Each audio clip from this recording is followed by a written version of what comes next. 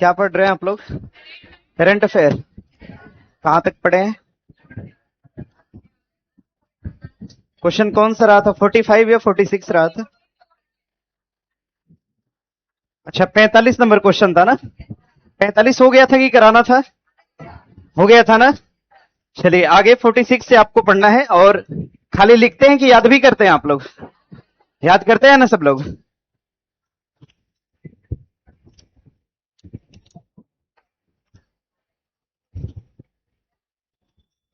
हाँ नोट पूरा बनाया, लेकिन नोट बढ़िया बनाए। पूरा है क्या? कंप्लीट है? कंप्लीट नोट है? नोट तो अधूरा लग रहा है मुझे। क्या बोल रहे हैं? लेक्चर इधर उधर हो गया है, बाकी नोट कंप्लीट है। चलिए ठीक है, बढ़िया है।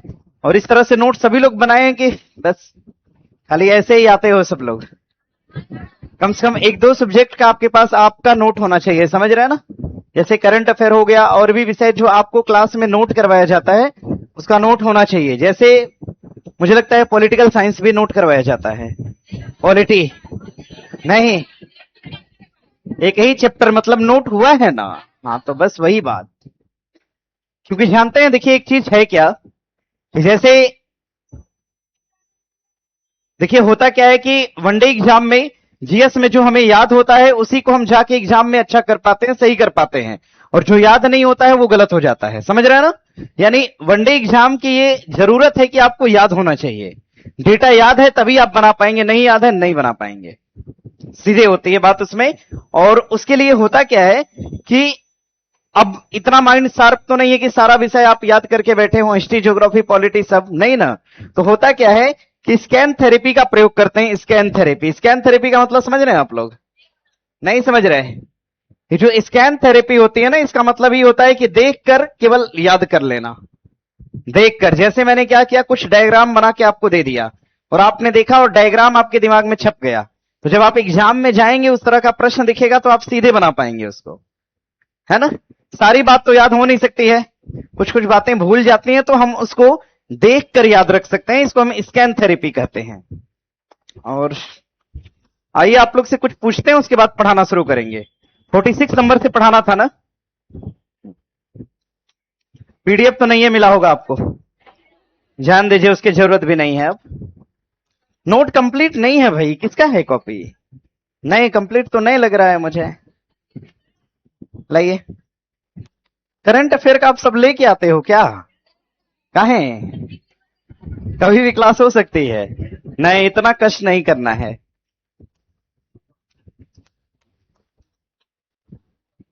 सर याद नहीं होता, याद करेंगे तब ना होगा। करंट अफेयर याद करना होता है। आइए पूछते हैं, याद करवा देते हैं, रिवीजन करवा देते हैं। जितना पढ़ाया उतना एक बार रिवीजन करा देते हैं, क्योंकि इस पर्टिकुलर जो सेट है ना आपका, इसमें 50 क्वेश्चन था।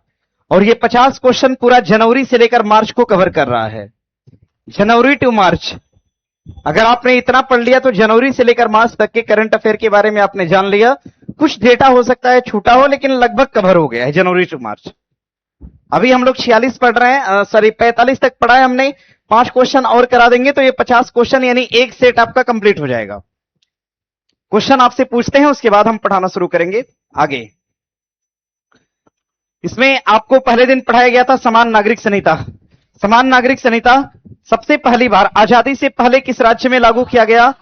आजादी से पहले गोवा। आजादी से पहले गोवा। और आजादी के बाद पहला राज्य कहां पर? हाँ, समान नागरिक संहिता को लागू करने वाला आजादी के बाद पहला राज्य कौन सा? उत्तराखंड। और समान नागरिक संहिता को लागू करने वाला भारत का दूसरा राज्य कौन? दूसरा कौन? गुजरात। दूसरा राज्य कौन? समान नागरिक संहिता को लागू करने वाला भारत का पूर्वोत्तर राज्य कौन? कौन सा? असम। ध्यान दीजिएगा, पहला राज्य पूछेगा उत्तराखंड, दूसरा राज्य पूछेगा और तीसरा पूछेगा, हाँ तीसरा हो जाएगा असम। या पूर्वोत्तर का पहला राज्य कौन? असम। समान नागरिक संहिता का उल्लेख कहां किया गया है? फंडामेंटल राइट या डीपीएसपी में? कहां पर इसका उल्लेख है? हाँ, इसका उल्लेख कहां पर? डीपीएसपी में इसका उल्लेख करा गया। और संविधान के किस अनुच्छेद में करा गया है? तो 44 में। किस अनुच्छेद में? 44 में करा गया। आसियान पढ़े हैं ना पूरा? आसियान को हम दक्षिण पूर्वी एशिया के देशों का संगठन भी कह सकते हैं। दक्षिण पूर्वी एशिया के देशों का एक औपचारिक संगठन क्या कहलाएगा? आसियान। क्या कहलाएगा? आसियान की स्थापना 1967। आसियान की स्थापना 1900। मुख्यालय कहां पर? जकार्ता। आसियान का मुख्यालय, हाँ, आसियान का मुख्यालय कहां? दक्षिण पूर्वी एशिया के देशों का संगठन क्या कहा गया? आसियान। आसियान का मुख्यालय जकार्ता। स्थापना 1967। आसियान की स्थापना 1900। आसियान में कुल देश कितना? 11। कितना देश है? पहले कितना था? 10, बढ़ के कितना हुआ? 11। आसियान में शामिल 11वां देश कौन सा? तिमोर लिस्टे। कौन सा देश? आसियान में शामिल 11वां देश कौन सा? तिमोर लिस्टे। कौन सा देश होगा? आसियान की कोई बैठक भी हुई थी क्या? हाँ, आसियान के 46 और 47 बैठक का आयोजन कहां? आसियान के 46 और 47 बैठक का आयोजन मलेशिया। कहां पर? मलेशिया। और इसकी 48 और 49 बैठक कहां पर? फिलीपींस में। कहां पर? 48 49 बैठक कहां? 46 और 47वीं बैठक कहां? 48वीं 49वीं बैठक कहां? आसियान की स्थापना 1900। दक्षिण एशियाई देशों का संगठन, दक्षिण पूर्वी एशियाई देशों का संगठन। आसियान का मुख्यालय। शामिल देश कितने? 11वां देश कौन? 46 और 47 बैठक कहां?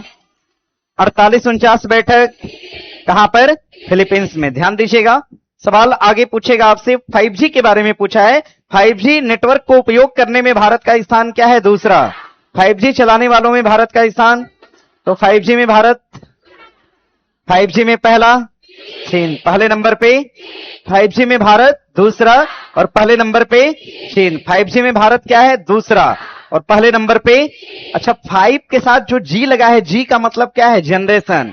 G का मतलब जनरेशन। जैसे देखिए, केवल एक आया था तो 1G था, फर्स्ट जनरेशन। जब 2 आया तो हो गया 2G। क्या हो गया? 2G, second generation. जब 3 आया तो क्या हो गया? 3G, third generation. जब 4 आया तो 4G, मतलब 4 जनरेशन। अभी क्या है?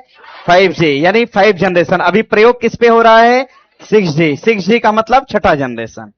बाकी अन्य देशों ने तो इस पर प्रयोग करके संचालित कर दिया, लेकिन भारत में अभी इस पर काम चल रहा है। ध्यान दीजिएगा, आपको पता है कोरोना के टाइम 2020 में 5G की टेस्टिंग करी जा रही थी उससे, और बहुत ज्यादा उससे वेव निकल रही थी। समझ रहे हैं ना? कुछ लोगों ने अंदाजा यह भी लगाया कि लोग कोरोना की वजह से नहीं, बल्कि 5G टेस्टिंग की वजह से निकलने वाली वेव से मर रहे हैं। तो ये कहां तक सही था, इसके बारे में एग्जैक्ट जानकारी तो नहीं मिल पाई, ऐसा समाचार पत्रों ने बताया था। आगे बढ़िएगा, तो 5G की बात करेगा। 5G में पहला कौन है? चीन। तो 5G में दूसरा कौन है? आगे, अटल पेंशन योजना का नाम सुने हैं? अटल पेंशन योजना 2015 कब शुरू की गई? 2015। अटल पेंशन योजना में आयु पात्रता की सीमा 18 से 40। अटल पेंशन में आयु पात्रता 18 से 40। अटल पेंशन में आयु पात्रता 18 से 40। योजना कब आई थी? 2015। सरकार ने कहा कि योजना का कार्यकाल बढ़ाकर कर रहे हैं 2030 और 31। तो अटल पेंशन योजना का कार्यकाल बढ़ाकर कर दिया 30 और 31। कब तक कर दिया? 30 और 31 तक कर दिया। और आयु पात्रता 18 से कितना? 40। आयु पात्रता 18 से। अटल पेंशन योजना का संचालन राज्य सरकार या केंद्र सरकार? केंद्र सरकार। कौन कर रही है? इस योजना के माध्यम से लाभार्थियों को न्यूनतम 1000 और अधिकतम कितना? न्यूनतम 1000 और अधिकतम 5000 रुपया प्रदान किया जाएगा। और योजना भारत के सभी राज्य और यूटी में लागू है। ध्यान दीजिएगा आगे। अच्छा, भारत में राज्य कितने हैं? 28। और यूटी कितने हैं? यूटी कितने? 8 हैं। आगे है, अच्छा, पेंशन का लाभ जो है ये लाभार्थियों को कब मिलेगा? 60 वर्ष तक। पात्रता की सीमा पूछेगा 18 से कितना? 18 से। लेकिन लाभ कब मिलेगा? 60 साल के। न्यूनतम कितना पैसा? 1000। अधिकतम कितना? 5000। कितना पैसा? योजना आती कब है? 2000। योजना का कार्यकाल बढ़ाकर 30 और योजना राज्य सरकार या केंद्र सरकार? केंद्रीय छत्रक योजना है। विंग्स इंडिया प्रोग्राम का आयोजन किस राज्य में? तेलंगाना। राज्य कौन सा? विंग्स इंडिया प्रोग्राम का आयोजन किस राज्य में? विंग्स इंडिया का आयोजन किस राज्य में? और विंग्स इंडिया का आयोजन किस शहर में? हैदराबाद। शहर का नाम? विंग्स इंडिया में शहर पूछेगा हैदराबाद। और विंग्स इंडिया का आयोजन किस राज्य में? तेलंगाना। और विंग्स इंडिया का आयोजन किस एयरपोर्ट पे किया गया? बेगमपेट अंतर्राष्ट्रीय एयरपोर्ट। बेगमपेट अंतर्राष्ट्रीय एयरपोर्ट कहां पड़ेगा? हैदराबाद। तो विंग्स इंडिया 2026 में पूछेगा राज्य कौन सा? तेलंगाना। राज्य कौन सा? शहर कौन सा? और एयरपोर्ट कौन सा? कौन सा? बेगमपेट अंतर्राष्ट्रीय एयरपोर्ट। अब सुनिएगा, देखिए इस प्रोग्राम के तहत अवार्ड दिया गया टॉप एयरपोर्ट का अवार्ड और शीर्ष घरेलू विमानन में राज्य का पुरस्कार। तो टॉप एयरपोर्ट का पुरस्कार किसको प्रदान किया गया? Indira Gandhi international airport. Indira Gandhi international airport कहां है? नई दिल्ली में। कहां पर? इंदिरा गांधी इंटरनेशनल एयरपोर्ट कहां? और इसमें शीर्ष विमानन का पुरस्कार दिया गया किस राज्य को? उत्तराखंड। किसको दिया गया? शीर्ष घरेलू विमानन का पुरस्कार दिया गया किसको? उत्तराखंड। किसे दिया गया? हाँ, बना लेंगे इतना। ध्यान दीजिए, विंग्स इंडिया का आयोजन किस राज्य में? तेलंगाना। राज्य पूछेगा, राज्य कौन सा? शहर कौन सा? शहर कौन सा? एयरपोर्ट कौन सा? बेगमपेट। एयरपोर्ट कौन सा? Top airport Indira Gandhi. Top airport. Top राज्य उत्तराखंड। टॉप राज्य, कोई दिक्कत नहीं है। आगे, द्रौपदी मुर्मू के जीवन पर आधारित एक रचना है, आंध्र प्रदेश विश्वविद्यालय से इसका विमोचन किया गया। रचना का नाम हो जाएगा अग्नि रक्षा और अग्नि की झील में खिला कमल। अग्नि रक्षा और अग्नि की झील में खिला कमल किसकी रचना है? तो द्रौपदी मुर्मू की रचना है। बना लेंगे इतना। अच्छा, ध्यान दीजिएगा, राष्ट्रपति द्रौपदी मुर्मू अगर व्यक्तिगत रूप से देखा जाए तो कौन से नंबर की है? 15वें। कौन से नंबर की? भारत की पहली जनजातीय महिला राष्ट्रपति कौन? द्रौपदी मुर्मू है। और ध्यान दीजिएगा, राष्ट्रपति द्रौपदी मुर्मू ने वायुसेना के विमानों से उड़ान भरा और इन्होंने 2023 में किस विमान से उड़ान भरा था? 2023 में किस विमान से? सुखोई। किससे भरा था? 2024 में किस विमान से? राफेल से। किससे भरा? 2025 में भी किससे भरा? और 2026 में प्रचंड। किस विमान से भरा? प्रचंड विमान से। ये क्वेश्चन एग्जाम में आया हुआ था, पूछा था कि राष्ट्रपति द्रौपदी मुर्मू ने वर्ष 2026 में वायुसेना के किस विमान से उड़ान भरा? प्रचंड। किससे भरा? प्रचंड। 2023 में सुखोई, 2024 में राफेल, 2025 में राफेल, 2026 में प्रचंड। तो रिसेंटली उन्होंने वर्तमान में किस विमान से उड़ान भरा? प्रचंड से। किससे भरा? प्रचंड से उड़ान भरा। और व्यक्तिगत तौर पर इनका स्थान कौन सा हो जाएगा? तो ध्यान दीजिएगा, अब तक सर्वाधिक बार वायुसेना के विमान से उड़ान भरने वाली राष्ट्रपति कौन? द्रौपदी मुर्मू। नाम क्या है? द्रौपदी मुर्मू। पद्म पुरस्कार तो सुने होंगे आप लोग। पद्म पुरस्कार की स्थापना कब होती है? 1900। पद्म पुरस्कार की स्थापना कब? देखो याद ऐसे करते हैं, स्थापना कब? 1900। पद्म पुरस्कार की स्थापना 1900। पद्म पुरस्कार को श्रेणी 1, श्रेणी 2 और श्रेणी 3 कहा गया। पद्म पुरस्कार को पहले श्रेणी 1, 2 और 3 कहा गया, लेकिन इसका नाम बदल दिया गया कब? 1900। पद्म पुरस्कारों का नाम परिवर्तन करा गया 1900। स्थापना होती 1900। कहा गया श्रेणी 1, श्रेणी 2 और श्रेणी 3, लेकिन इन श्रेणियों का नाम बदल दिया गया कब? श्रेणी 1 को कहा गया पद्म विभूषण। क्या कहा? श्रेणी 1 को क्या कहा? श्रेणी 2 को क्या कहा? श्रेणी 3 को क्या कहा? ध्यान दीजिए, पद्म पुरस्कारों में सर्वोच्च पुरस्कार कौन सा? पद्म विभूषण। कौन सा? पद्म सर्वोच्च। पद्म पुरस्कारों में सेकंड सर्वोच्च पुरस्कार कौन सा? और तीसरा पुरस्कार कौन सा? पद्मश्री। तीसरा पुरस्कार पद्मश्री। वर्ष 2026 में 25 जनवरी वर्ष 2026 को राष्ट्रपति ने पद्म पुरस्कारों की घोषणा किया। और पद्म पुरस्कारों की घोषणा के तहत कुल कितने पद्म पुरस्कार की घोषणा किया गया? कितना? 100। कुल कितना पद्म पुरस्कार? कितना पद्म पुरस्कार? पद्म विभूषण कितना? पद्म विभूषण कितना? पद्म भूषण कितना? पद्म भूषण कितना? पद्मश्री कितना? 113। पद्मश्री, पद्मश्री 100, पद्म भूषण 13, पद्म विभूषण। कुल पुरस्कार कितनी महिलाओं को? महिलाएं कितनी? कितने एनआरआई को? एनआरआई कितना? 6। एनआरआई कितना? पद्म पुरस्कार इस वर्ष कितने विदेशियों को दिया गया? 6। कितने विदेशियों को? कितने एनआरआई को प्रदान किया? 6। कितना मरणोपरांत? 16। मरणोपरांत महिला कितनी? कुल पुरस्कार पद्म विभूषण, पद्म भूषण, पद्मश्री, कोई दिक्कत नहीं है। कौन प्रदान करता है? राष्ट्रपति। कौन प्रदान करेगा? राष्ट्रपति प्रदान करेगा। क्या पद्म पुरस्कार के तहत दिया जाने वाला पुरस्कार किसी प्रकार की उपाधि है? नहीं है, उपाधि नहीं माना जाता है। ध्यान दीजिएगा। आगे, भारत मौसम विज्ञान विभाग। अच्छा, एक सवाल आपसे हम और कर रहे हैं। पद्म पुरस्कारों में कहा गया कि जो पद्म विभूषण 5 को दिया गया था, उन 5 पद्म विभूषण में 2 पुरस्कार क्या था? मरणोपरांत। 2 पुरस्कार क्या था? हाँ, पद्म पुरस्कार में 2, पद्म विभूषण पुरस्कार में 2 पुरस्कार कैसा? मरणोपरांत। पद्म विभूषण का जो पुरस्कार था, इस विभूषण में 2 अवार्ड क्या था? तो मरणोपरांत, और मरणोपरांत 2 पुरस्कार दिया गया, एक धर्मेंद्र देवल और दूसरा अच्युतानंद। धर्मेंद्र देवल और, हाँ, धर्मेंद्र देवल और अच्युतानंद को दिया गया। बना लेंगे, इतना याद है सभी को? बहुत तगड़ा याद किए हो, है ना? ऐसे ही बिहार पुलिस का छात्र याद किया है। उसमें केवल 2 दिन हम पढ़ाते हैं, 2 दिन बस पढ़ाते हैं, और 2 दिन के अंदर सब याद करके बैठा हुआ है। मुझे नहीं लगता है कि नोट उठा लीजिए और नोट संभवतः इतना मोटा होगा, इतना मोटा ऐसे, और क्या, तो इतना मोटा नोट्स होगा। और आपको बताएं, इस पूरे नोट को आप कहीं से खोल लीजिए ऐसे, और कहीं से खोल के क्लास में डायरेक्ट पूछिए, आप डायरेक्ट पूछिए, जवाब आएगा। आएगा ना? आएगा, आता है।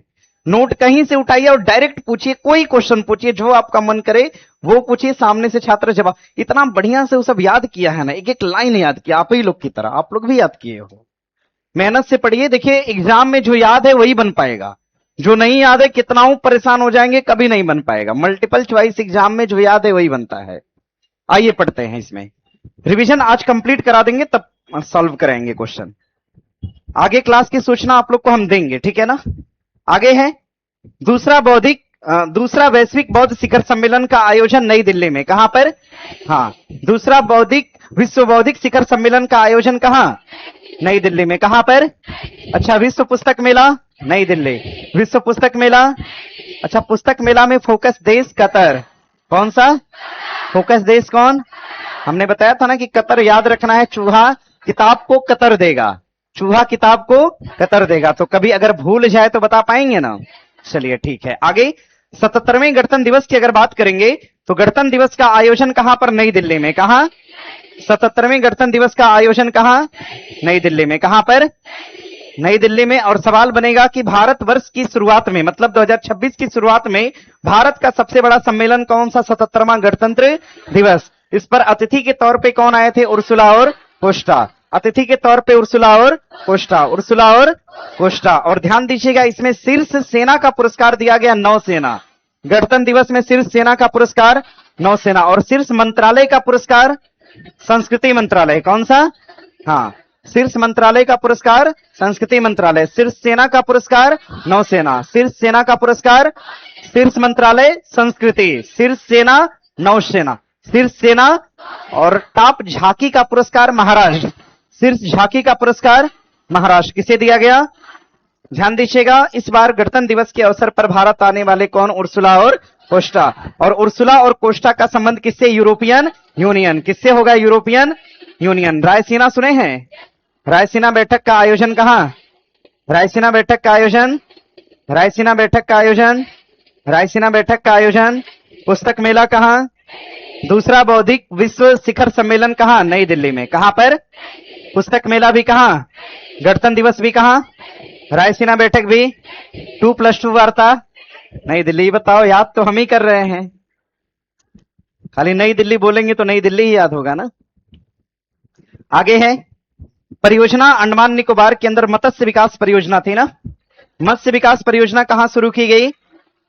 अंडमान और निकोबार। मत्स्य विकास परियोजना कहां? अंडमान और निकोबार। अच्छा बताइए, भारत का पहला क्वांटम एआई विश्वविद्यालय कहां? अमरावती। कहां पर? अच्छा ये बताइए, भारत में किसी राज्य की नवीनतम राजधानी कौन बनी? अमरावती। अच्छा, भारत में नवीनतम हाई कोर्ट कौन सा? अमरावती। 3-4 क्वेश्चन अमरावती से है। एक तो भारत का नवीनतम हाई कोर्ट कौन सा? अमरावती। और किसी राज्य की नवीनतम राजधानी कौन? अमरावती। क्वांटम वैली कहां पर? अमरावती। और सवाल पूछेगा क्वांटम वैली विश्वविद्यालय कहां? अमरावती। अमरावती कहां पड़ेगा? आंध्र प्रदेश। कहां पर? आंध्र प्रदेश। ध्यान दीजिएगा। अच्छा, क्वांटम वैली जो विश्वविद्यालय है ये इलेक्ट्रॉनिक और सूचना प्रौद्योगिकी मंत्रालय के तहत काम करेगा। किस मंत्रालय के तहत?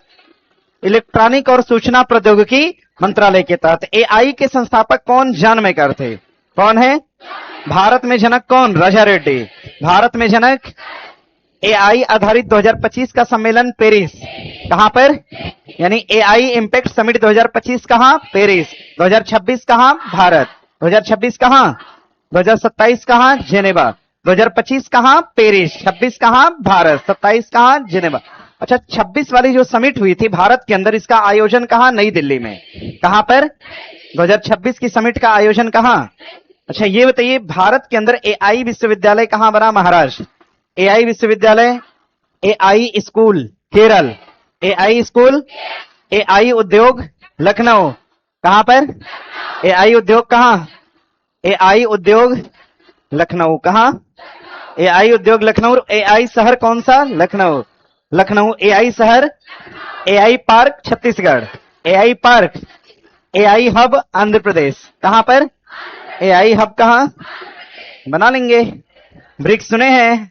ब्रिक बना था तो BRIC, BRIC, BRIC। कितने देश? 4। कितना देश? 4। अच्छा, ब्रिक्स की स्थापना के समय इसमें कितना देश था? 4। स्थापना के समय कितना? और ब्रिक्स को बनाया गया था 2006 में। कब बना? 2000। ब्रिक्स कब बना? 2000। और ब्रिक्स का पहला आयोजन करा गया 2009 में। और ब्रिक्स की पहली बैठक कहां? रूस, कहां पर? तो ये बताइए कि ब्रिक्स की पहली आधिकारिक घोषणा कब करा गया था? 2009 में। कब? 2000। स्थापना 6 में, लेकिन घोषणा 9 में। घोषणा कब? 9 में होती है। और ध्यान दीजिएगा, ब्रिक्स की आधिकारिक घोषणा सन 2009 में। और यहीं पर एक साल बाद अगर देखा जाए तो ब्रिक्स में शामिल होने वाला 5वां देश कौन सा था? South Africa. कौन था?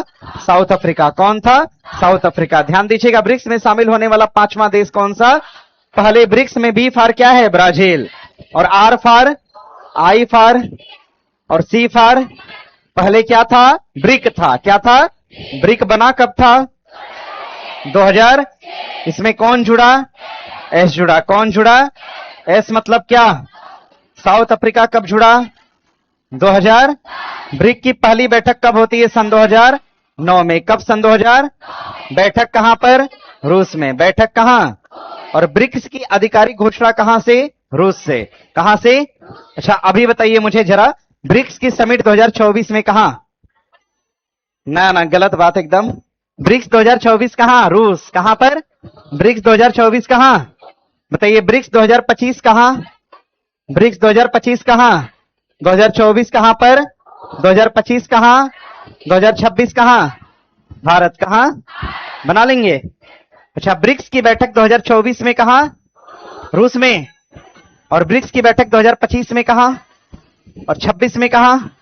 अच्छा, ये बताइए, ब्रिक्स के अंतर्गत एक विश्वविद्यालय है जिसका नाम क्या है? पंजाब कृषि विश्वविद्यालय। पंजाब कृषि विश्वविद्यालय। अच्छा, ये बताइए जरा, मुंबई क्लाइमेट वीक का उद्घाटन करा गया, ये कहां पर करा गया? महाराष्ट्र में। कहां पर? और मुंबई क्लाइमेट वीक का उद्घाटन करने वाले वहां के मुख्यमंत्री, जिनका नाम है देवेंद्र फडणवीस। क्या नाम है? देवेंद्र फडणवीस। ध्यान दीजिएगा, निर्वाचन आयोग, निर्वाचन आयोग, और हमने आपसे बताया था कि निर्वाचन आयोग पर कोई बैठक होगी, आयोजन कहां होगा? नई दिल्ली में। कहां? चुनाव आयोग की स्थापना 1950। कब होती है? 1900। चुनाव आयोग ने पहला चुनाव कराया था 1951। कब कराया? 1900। चुनाव आयोग के पहले अध्यक्ष कौन? सुकुमार। और पहली महिला अध्यक्ष VS रमा देवी। चुनाव आयोग की पहली महिला अध्यक्ष कौन? VS रमा देवी। कौन है? चुनाव आयोग के वर्तमान अध्यक्ष कौन? ज्ञानेश कुमार। कौन है? और चुनाव आयोग में सदस्यों की संख्या कितनी? 2। कितने सदस्य? और अध्यक्ष कितना? 1। यानी कुल कितना? 3। तो ये बताओ, एक सदस्य की बहु सदस्य? चुनाव आयोग कैसा निकाय है? कैसा है? चुनाव आयोग द्वारा 15 मार्च 2026 को घोषणा किया गया कि भारत के 5 राज्यों और यूटी में क्या होगा? चुनाव, जिसमें से 4 राज्य और 1 क्या है? यूटी। अच्छा, चुनावों की घोषणा किया गया, इसमें एक यूटी कौन सा है? तो पांडिचेरी। कौन सा है? केरल में चुनाव घोषित हुआ। हाँ। वेस्ट बंगाल में, असम में, तमिलनाडु, पांडिचेरी। टीवीके नामक पार्टी कहां जीती? कहां पर?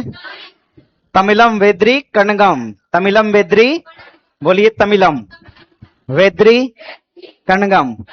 टीवीके का फुल फॉर्म पूछेगा तो बता लेंगे। तमिलम वेद्री। और टीवीके को बनाने वाले कौन थे? जोसेफ विजय। कौन बनाया? कौन बनाया? जोसेफ विजय। देखो कितना मजा आ रहा है संस्कृत टाइप का वर्ड बोलने में।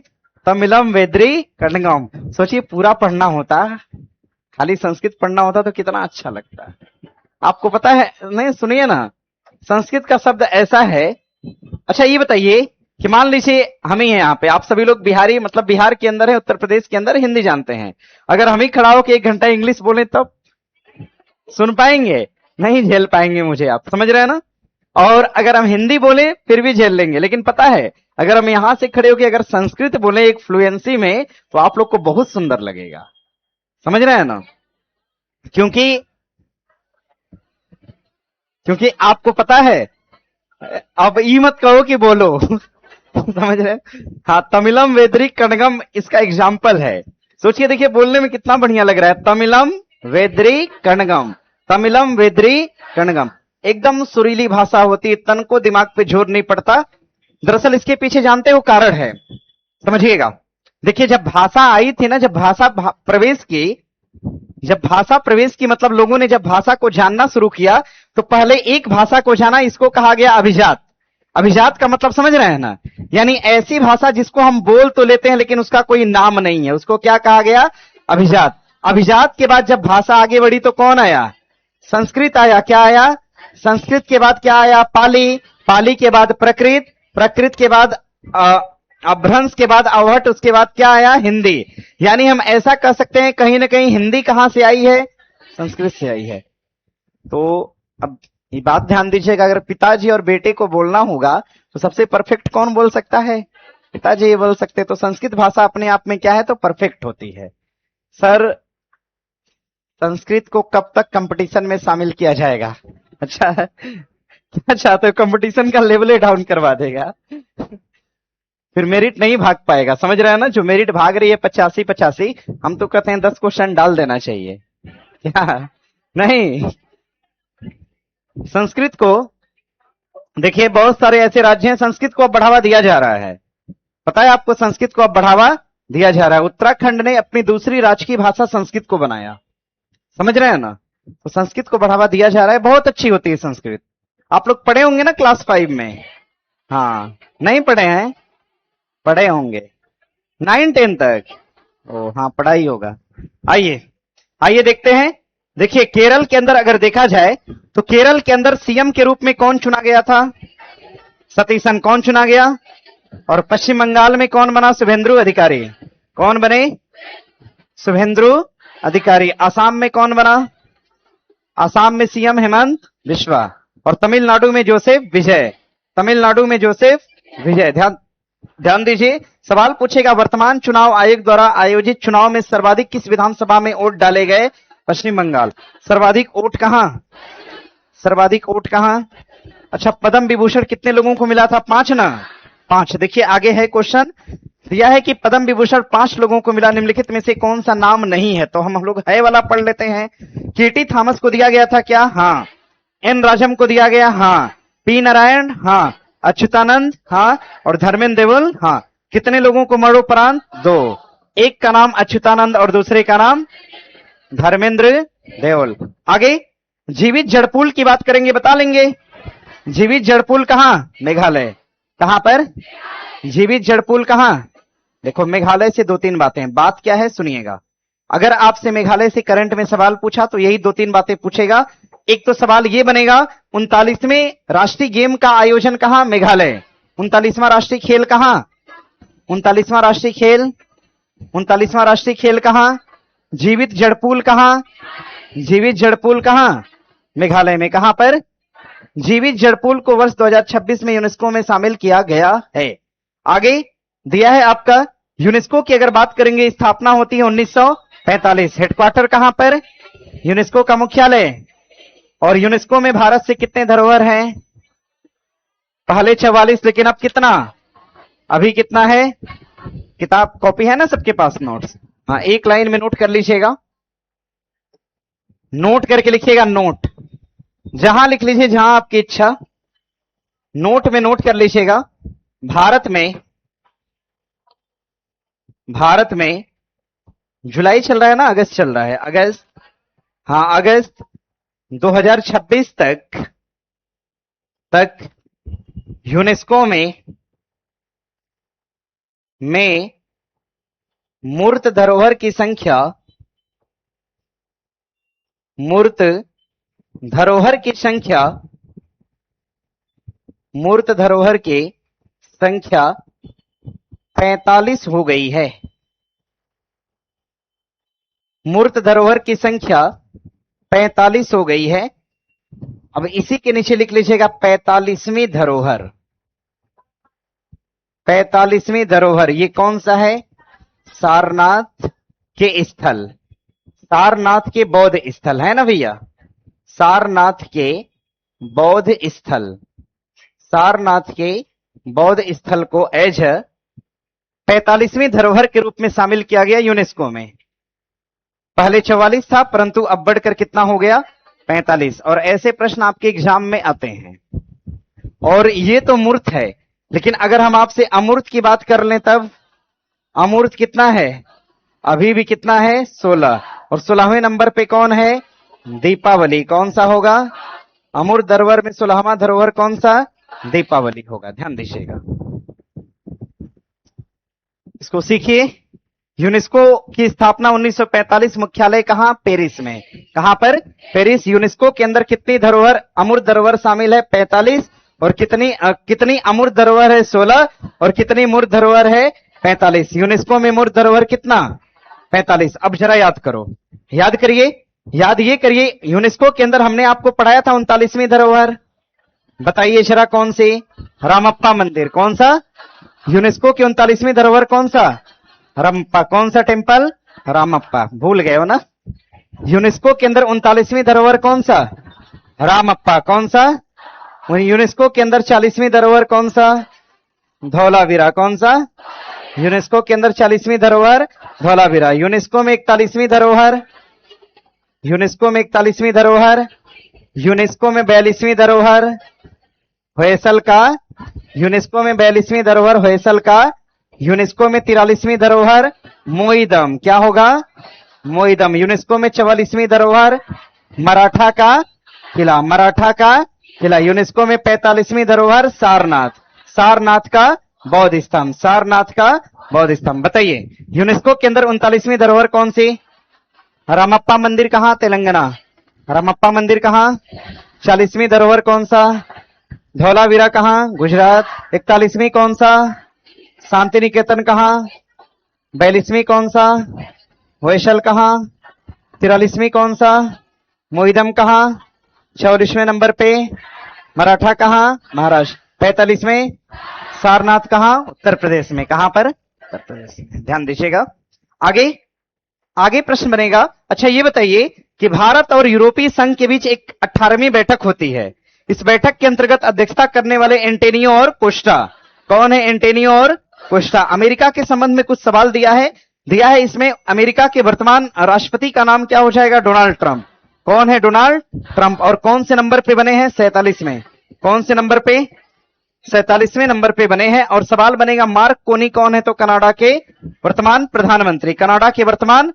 और मार्क रूटे कौन है, नाटो का अध्यक्ष है, नाटो का अध्यक्ष। नाटो सुने हैं ना, नाटो का वर्तमान अध्यक्ष कौन है, मार्क रूटे। अच्छा, निर्यात तैयारी सूचकांक का आधार वर्ष है 2024, आधार वर्ष 2000।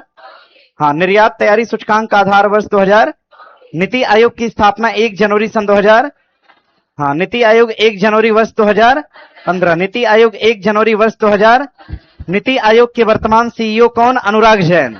नीति आयोग के वर्तमान सीईओ किसके स्थान पर बने, निधि छिब्बर। किसके स्थान पर, निधि छिब्बर के स्थान पे। चौथी औद्योगिक क्रांति का केंद्र कहां स्थापित किया गया, आंध्र प्रदेश में। कहां पर, अच्छा विशाखापत्तनम सुना होगा, जरा बताओ। विशाखापत्तनम के अंदर एक अभ्यास करा गया नौसेना का, जिसका नाम है मिलन। क्या नाम है, हाँ मिलन अभ्यास नौसेना का कहां होगा, विशाखा। संपूर्णता अभियान शुरू करने वाला कौन, नीति आयोग। संपूर्णता अभियान कौन शुरू किया। अच्छा, वीरता पुरस्कार कैठो दिया गया 70। कितने, 70 सशस्त्र बलों के कितने जवानों को, 62।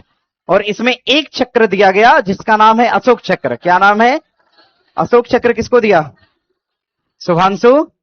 अच्छा, शुभांशु शुक्ला कहां के निवासी हैं, उत्तर प्रदेश। एक्जियोम 4 में भारत की तरफ से कौन गया था, शुभांशु शुक्ला। एक्जियोम 4 में भारत की तरफ से कौन गया। अच्छा, भारत की पहली स्वदेशी परमाणु पनडुब्बी का नाम अरिहंत, दूसरी स्वदेशी परमाणु पनडुब्बी अरिघात, तीसरी कौन, अरिदामन। तीसरी कौन, पहला निगरानी ड्रोन कौन, इंद्रजाल। और पहली एम्बुलेंस बाइक रक्षिता। भारत का पहला स्वदेशी एंटी रेडिएशन मिसाइल कौन, रुद्रम। और दूसरा कौन, सक्षम। विक्रांत सुने हो, प्रधानमंत्री मोदी ने दीपावली कहां मनाया, विक्रांत। कहां पर, विक्रांत में मनाया। और एक छात्र पूछ रहे हैं सर नोट्स कहां मिलेगा, ये नोट क्लासरूम में बना हुआ है। हाँ, वीडियो में नोट मिलेगा, वहीं से बनाना होगा। आगे है राष्ट्रपति रंग पुरस्कार तो सुने होंगे। अच्छा, राष्ट्रपति कलर पुरस्कार क्या बिहार पुलिस को दिया गया है? दिया गया है, दिया गया है, दिया गया है। और अब तक कितने राज्यों को मिला है? 15। अब तक कितने राज्यों को? और अभी 2026 में सिक्किम, 2026 में सिक्किम को दिया गया। किसे दिया गया? अशोक चक्र अवार्ड 2026 शुभांशु शुक्ला। अच्छा, 60वां ज्ञानपीठ दिया गया आर वीरामुथु, किसको दिया गया? और अंतरराष्ट्रीय या स्टॉकहोम जल पुरस्कार दिया गया कावेद मैदेही, किसको दिया गया? जल पुरस्कार दिया गया कावेद मैदेही को। बना लेंगे ये सब। साहित्य अकादमी पुरस्कारों के तहत हिंदी का पुरस्कार दिया गया ममता कालिया, तो अंग्रेजी का पुरस्कार दिया गया नवतेज सरना। अंग्रेजी का पुरस्कार नवतेज सरना। आगे 77वें गणतंत्र दिवस का आयोजन कहां? नई दिल्ली। सरस मेला कहां? गुंटूर। विश्व पुस्तक मेला कहां? नई दिल्ली।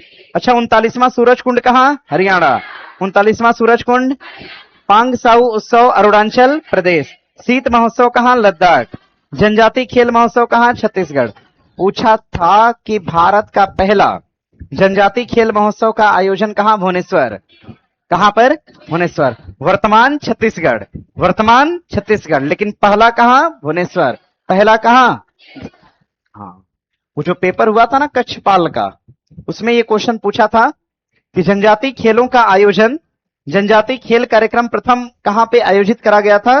भुवनेश्वर, उड़ीसा। अच्छा, ये बताओ कि हमने कहा जैविक स्टेट के रूप में 2016 में किसे घोषित किया गया? और आर्किड महोत्सव कहां? आर्किड महोत्सव, आर्किड महोत्सव। छिराओ नृत्य कहां? मिजोरम। छिराओ नृत्य कहां? रेल के बारे में कुछ पूछ लें तो बताइए, सबसे लंबी रेलगाड़ी कौन? रुद्रास्त्र। क्या नाम है? सबसे लंबी रेलगाड़ी उत्तर प्रदेश से कहां जाएगी? झारखंड। उत्तर प्रदेश से कहां? रेलवे का 19वां मुख्यालय बन के तैयार है भाई, नाम क्या है? विशाखा। रेलवे का 19वां मुख्यालय कौन सा? विशाखा। और भारत के अंदर 25वां हाईकोर्ट कहां? अमरावती। 25वां हाईकोर्ट। कुंभलगढ़ वन्यजीव अभ्यारण्य कहां है? राजस्थान। कहां? अच्छा, ये बताओ काजीरंगा एलिवेटेड कॉरिडोर कहां है? आसाम। कहां पर? नेशनल पार्क की सर्वाधिक संख्या कहां? मध्य प्रदेश। और वाइल्ड लाइफ सेंचुरी ज्यादा कहां? अंडमान और सबसे अधिक टाइगर रिजर्व कहां? मध्य प्रदेश। कहां पर? एलिफेंट रिजर्व कहां? केरल। अच्छा, प्रलय मिसाइल का नाम तो सुने होंगे, तो जरा मुझे ये बताओ कि प्रलय मिसाइल को किसके द्वारा निर्मित करा गया? डीआरडीओ। और प्रलय मिसाइल का प्रक्षेपण कहां से? चांदीपुर। कहां से? भारत सरकार ने मलेरिया मुक्ति का लक्ष्य कब तक रखा? 2000। और 100 गीगावाट परमाणु ऊर्जा 2047। कब तक? 500 गीगावाट नवीकरणीय ऊर्जा 2000। विकसित भारत 2000। 200 अरब डॉलर संयुक्त राज्य अमेरिका 2032। चलिए, बहुत बढ़िया, बहुत अच्छे से याद किए हैं आप लोग। लीजिए, क्या बिना रिवीजन का याद हो गया? तो अभी हम क्या करवा रहे थे? हाँ, देखिए, ऐसे ही पढ़ेंगे ना तो सारी बातें आपके टिप पर रहेंगे, समझ रहे हैं?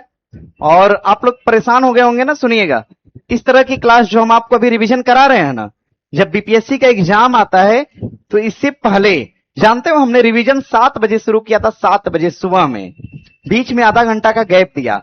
7 बजे रिवीजन शुरू हुआ और रिवीजन बंद हुआ 9:30 बजे।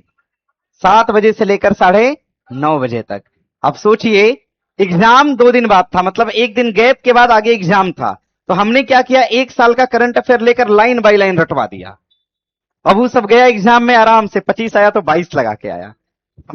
तो ऐसे रिवीजन करेंगे तो याद रख। करंट अफेयर में देखिए, नहीं याद होगा, कोई कंसेप्ट इसमें नहीं होता है, समझाना कुछ नहीं होता है इसमें, खाली याद करना है। क्वेश्चन मिले डायरेक्ट याद करिए, क्वेश्चन मिले याद करिए, ठीक है? चलिए, पढ़ना शुरू करते हैं। आगे कहां तक आए थे हम लोग? अच्छा, अभी पढ़ना शुरू कर रहे, इससे पहले क्या कर रहे थे हम लोग? रिवीजन चल रहा था। रिवीजन पढ़ाई के दायरे से बाहर है।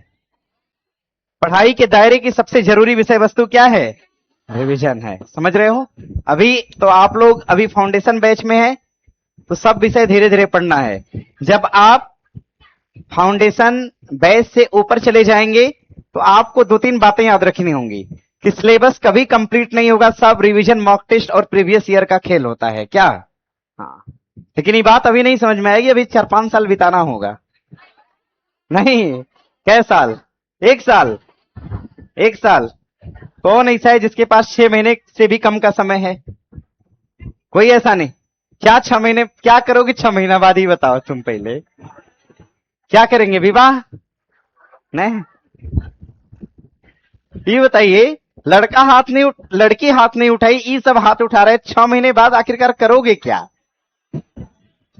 क्या?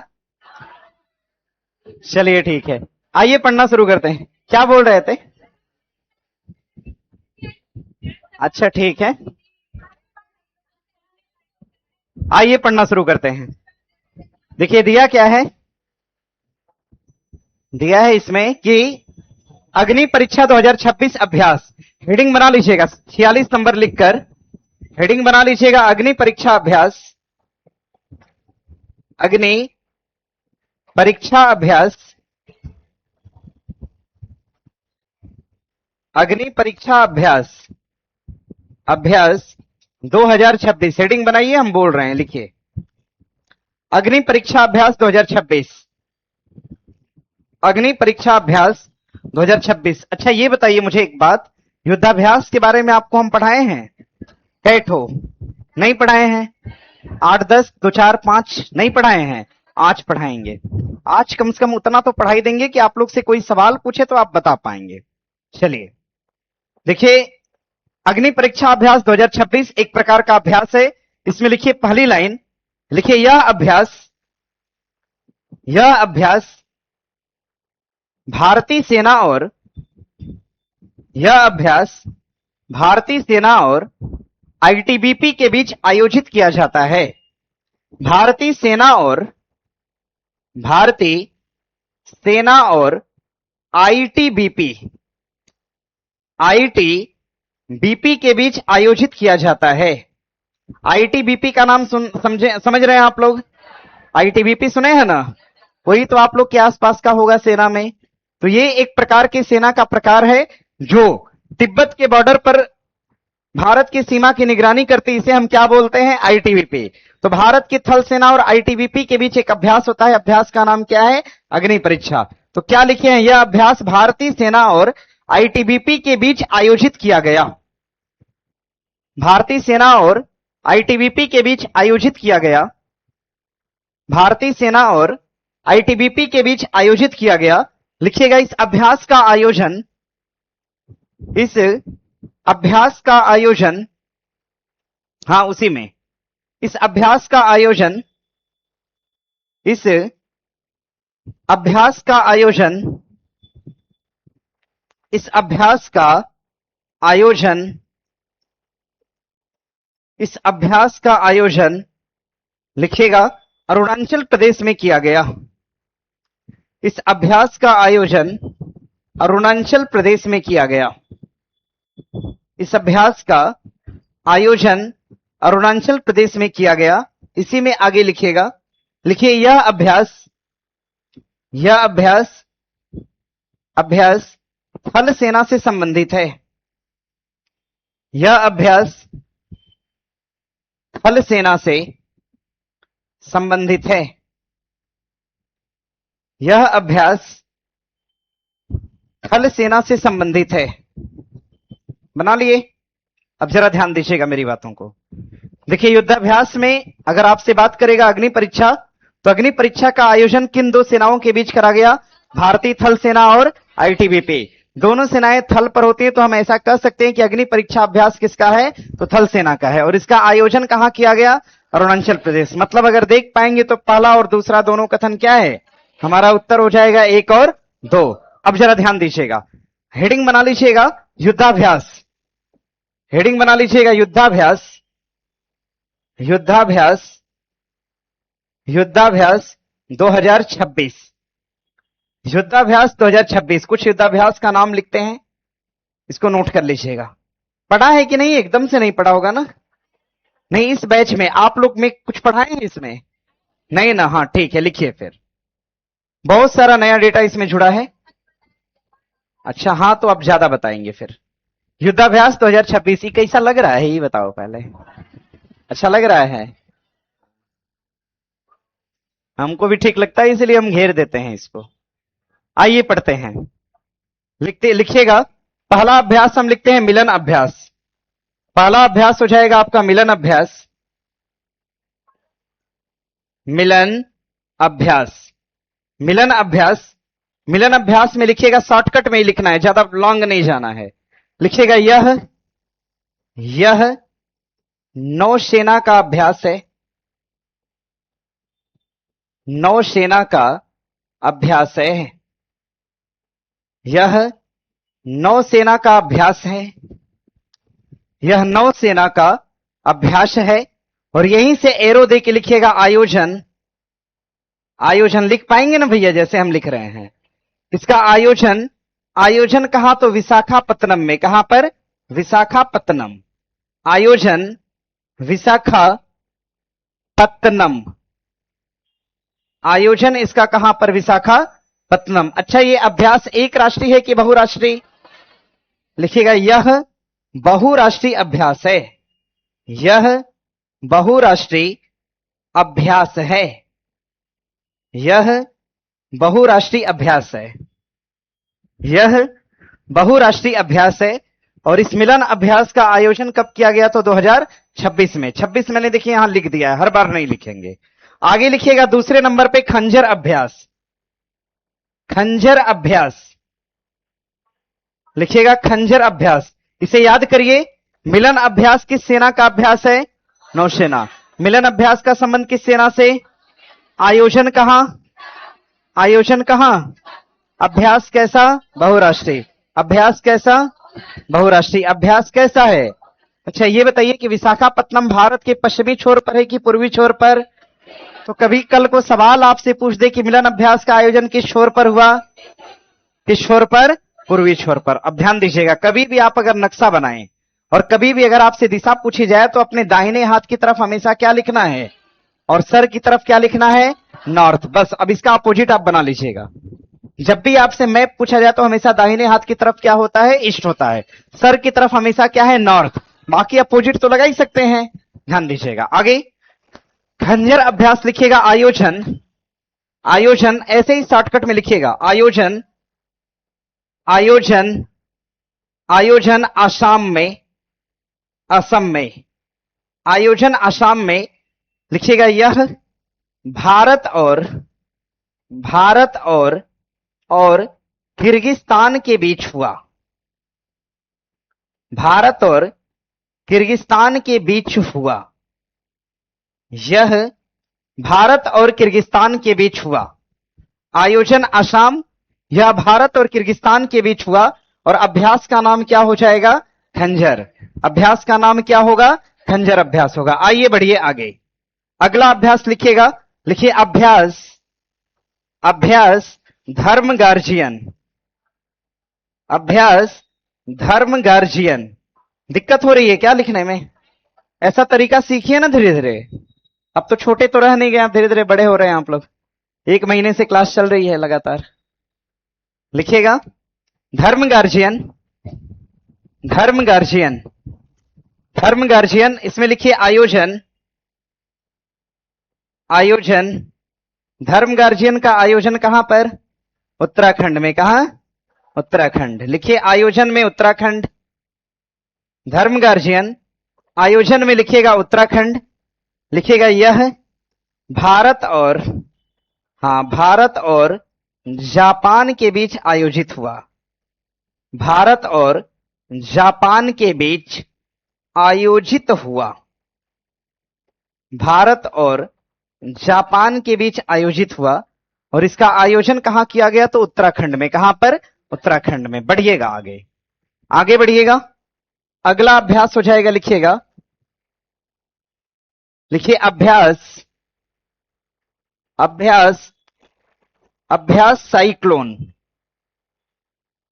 अभ्यास साइक्लोन। अब मुझे ये बताइए अभ्यास साइक्लोन का आयोजन कहां किया गया? अभ्यास साइक्लोन का आयोजन करा गया मिस्र में। कहां पर? मिस्र में आयोजन किया गया। और यह आयोजन किसके बीच होता है? तो भारत और मिस्र के बीच। भारत और मिस्र के बीच। लिख लीजिएगा आयोजन भारत और मिस्र के बीच। आयोजन मिस्र में किया गया और किन देशों के बीच किया गया? तो भारत और मिस्र के बीच किया गया। आगे अगला अभ्यास, आगे बढ़िएगा। अगला अभ्यास, आगे अगर हम अगले अभ्यास की बात करते हैं, लिखिएगा अभ्यास, अभ्यास डिजर्ट साइक्लोन, अभ्यास डिजर्ट साइक्लोन, अभ्यास डिजर्ट साइक्लोन। अभ्यास डिजर्ट साइक्लोन का आयोजन अबू धाबी में। अभ्यास डिजर्ट साइक्लोन का आयोजन कहां पर? अबू धाबी में। और डिजर्ट साइक्लोन किसके बीच होता है? तो भारत और यूएई के बीच, भारत और यूएई के थल सेना है कि नौसेना? थल सेना है। भारत और यूएई के थल सेना के बीच होता है। अच्छा, ये क्वेश्चन था, मुझे लग रहा है था, रहा है पीछे। भारत और यूएई की थल सेना के बीच आयोजन होता है। आगे बढ़िएगा, एक अभ्यास और लिखिएगा, एक अगला अभ्यास लिखिएगा। लिखिए अभ्यास वज्र प्रहार, अभ्यास वज्र प्रहार, अभ्यास वज्र प्रहार। अच्छा, वज्र प्रहार का आयोजन कहां पर? अभ्यास वज्र प्रहार का आयोजन कहां पर? हिमाचल में। कहां पर? हिमाचल प्रदेश के अंदर। और अभ्यास वज्र प्रहार किन देशों के बीच होता है? तो वज्र प्रहार भारत और किसके बीच? तो भारत और अमेरिका के बीच होता है। आप लोग बस लिखना सीख जाएंगे ना, हम इतना शॉर्ट कर देंगे कि बिलीव नहीं करोगे कि ये भी हो सकता है। ठीक है, देख रहे हो इस लाइन को? ये वाली लाइन देखिए, ये वाली लाइन को हम यहां लिखे हैं, देखिए इधर कहीं, देखिए यहां लिखे हैं, इतना लंबा लिखे हैं, लेकिन आगे आते आते हमने केवल इसको जोड़ दिया। अब आराम से याद हो जाएगा। बनाइए, हो गया? ऐसे नोट बनाने में कैसा महसूस कर रहे हो सब? ऐसे ही बनाए हैं कि कुछ अलग तरीका है? यही है तरीका, सेम तरीका है। अच्छा लग रहा है बनाने में? देखने में कैसा लग रहा है ये बताओ? सुंदर लग रहा है ना? तो अगर देखने में सुंदर है तो पढ़ने में भी ठीक लगेगा। और याद करने में देखिए कितना बेस्ट है याद करना। एक जगह आपकी नजर पड़ेगी, सब मिल जाएगा। एक जगह नजर पड़ेगी और सब पता चल जाएगा।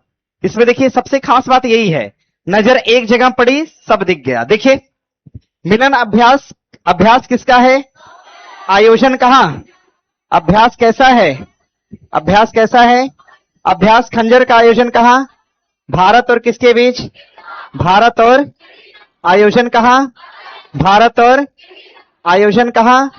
धर्म गार्जियन आयोजन कहां? धर्म गार्जियन आयोजन कहां? भारत और। धर्म गार्जियन भारत और। आयोजन कहां? धर्म गार्जियन का आयोजन कहां? भारत और। और अभ्यास साइक्लोन कहां? भारत और। भारत और वज्र प्रहार और भारत और डिजर्ट साइक्लोन भारत और। भारत और मिलन अभ्यास वायुसेना की नौसेना। खंजर अभ्यास भारत और किसके बीच? धर्म गार्जियन भारत और अभ्यास साइक्लोन भारत और। वज्र प्रहार भारत और डिजर्ट साइक्लोन भारत और। कोई दिक्कत नहीं है, आगे बढ़िएगा। ये कुछ अभ्यास थे जिनका आयोजन 2026 में किया गया और जहां से एग्जाम में क्वेश्चन बने हैं। देखिए कौन कौन सा आ चुका है। मिलन आ चुका है, ये वाला क्वेश्चन एग्जाम में आ गया है। ये वाला आ चुका है, खंजर अभ्यास आ गया है, यहां से ये वाला आ चुका है। अभी तक बाकी भी आने की संभावना है। जितना आया है मैंने स्टार मार्क लगा दिया उस पर। देख लिए इतना और ध्यान दीजिएगा। आगे आगे है इसमें केवल हम लिखते हैं युद्धाभ्यास, केवल लिखते हैं हम युद्धाभ्यास। युद्धाभ्यास अगली हेडिंग बना लीजिएगा युद्धाभ्यास। अगली हेडिंग आप बना लीजिएगा युद्धाभ्यास, केवल बना लीजिएगा युद्धाभ्यास। अब युद्धाभ्यास में लिखिएगा, लिखिए युद्धाभ्यास में याद रखिएगा आपसे सवाल बनेगा। पहला पहले नंबर पे डाल के लिखिएगा जामाता। जामाता किसके बीच है? भारत और। जामाता भारत और किसके बीच? भारत और जापान। लिखिएगा पहला जामाता भारत और जापान। लिखिए इसमें दूसरा, दूसरा लिखिएगा जीमेक्स। दूसरा लिखिएगा जीमेक्स। जीमेक्स किसके बीच? भारत और जापान। जीमेक्स भी भारत और जापान। लिखिए जामाता भारत और जापान। अगला जीमेक्स भारत और जापान। जीमेक्स भी कहां? भारत और जापान। जीमेक्स भारत और जापान। जीमेक्स भारत और जापान। तीसरा लिखिएगा शक्ति अभ्यास, शक्ति, शक्ति भारत और फ्रांस, शक्ति भारत और फ्रांस, शक्ति भारत और फ्रांस। आगे लिखिएगा 5वें नंबर पर आष्ट्रा हिंद, क्या लिखेंगे? आष्ट्रा हिंद। 5वें नंबर पे लिखिएगा आष्ट्रा हिंद। आष्ट्रा हिंद में भारत और ऑस्ट्रेलिया, आष्ट्रा हिंद में भारत और ऑस्ट्रेलिया, आष्ट्रा हिंद में भारत और ऑस्ट्रेलिया। लिखिए।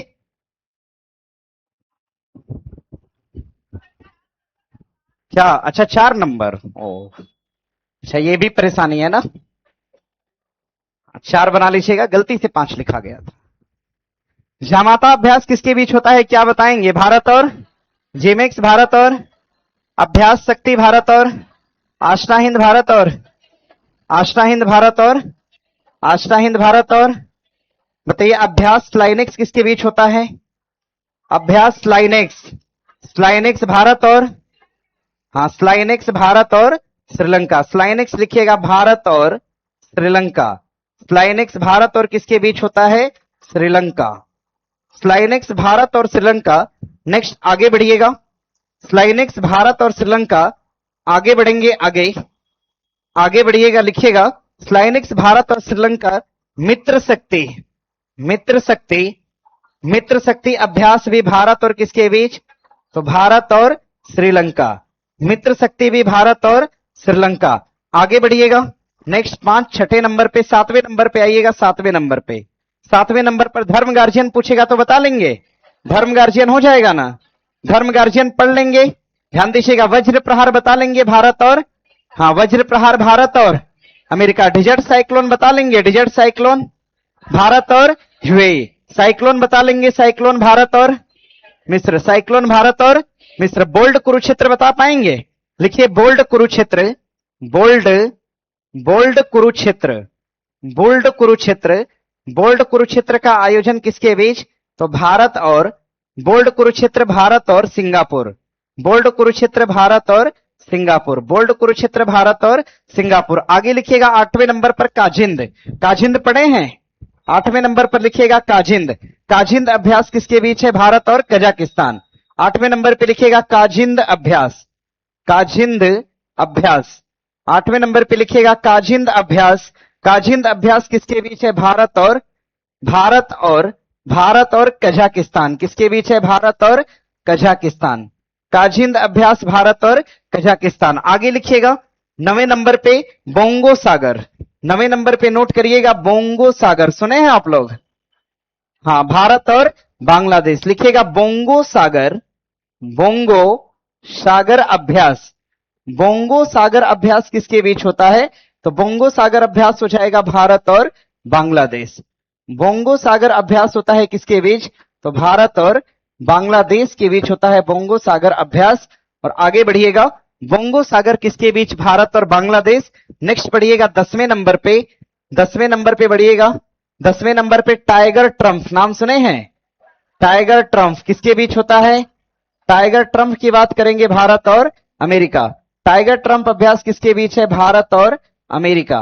टाइगर ट्रम्प अभ्यास हो जाएगा भारत और अमेरिका। ध्यान दीजिएगा भारत और अमेरिका। गरुड़ अभ्यास किसके बीच होगा? गरुड़ अभ्यास, ध्यान दीजिएगा गरुड़ अभ्यास किसके बीच? भारत और फ्रांस। ध्यान दीजिएगा गरुड़ अभ्यास भारत और फ्रांस। लेकिन पूछ दिया गरुड़ शक्ति किसके बीच होता है? तो ध्यान दीजिएगा गरुड़ शक्ति, गरुड़ शक्ति अभ्यास किसके बीच होता है? तो इसमें भारत के साथ कौन शामिल है? इंडोनेशिया शामिल है। बना लीजिएगा इतना, बनाइए और याद भी करना होता है ना।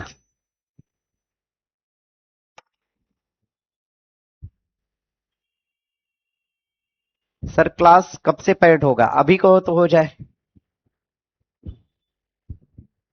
छात्र पूछ रहे हैं सर क्लास कब से पैड होगा?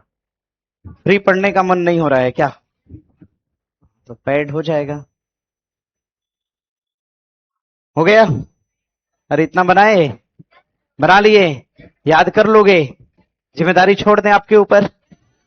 क्यों नहीं? आगे बढ़े ना, चलिए बढ़ते हैं आगे। लिख लिया ना सब लोग? अरे लिखा है ना? हाँ चलिए बढ़ते हैं आगे। हाथ दिखा रहा है सब।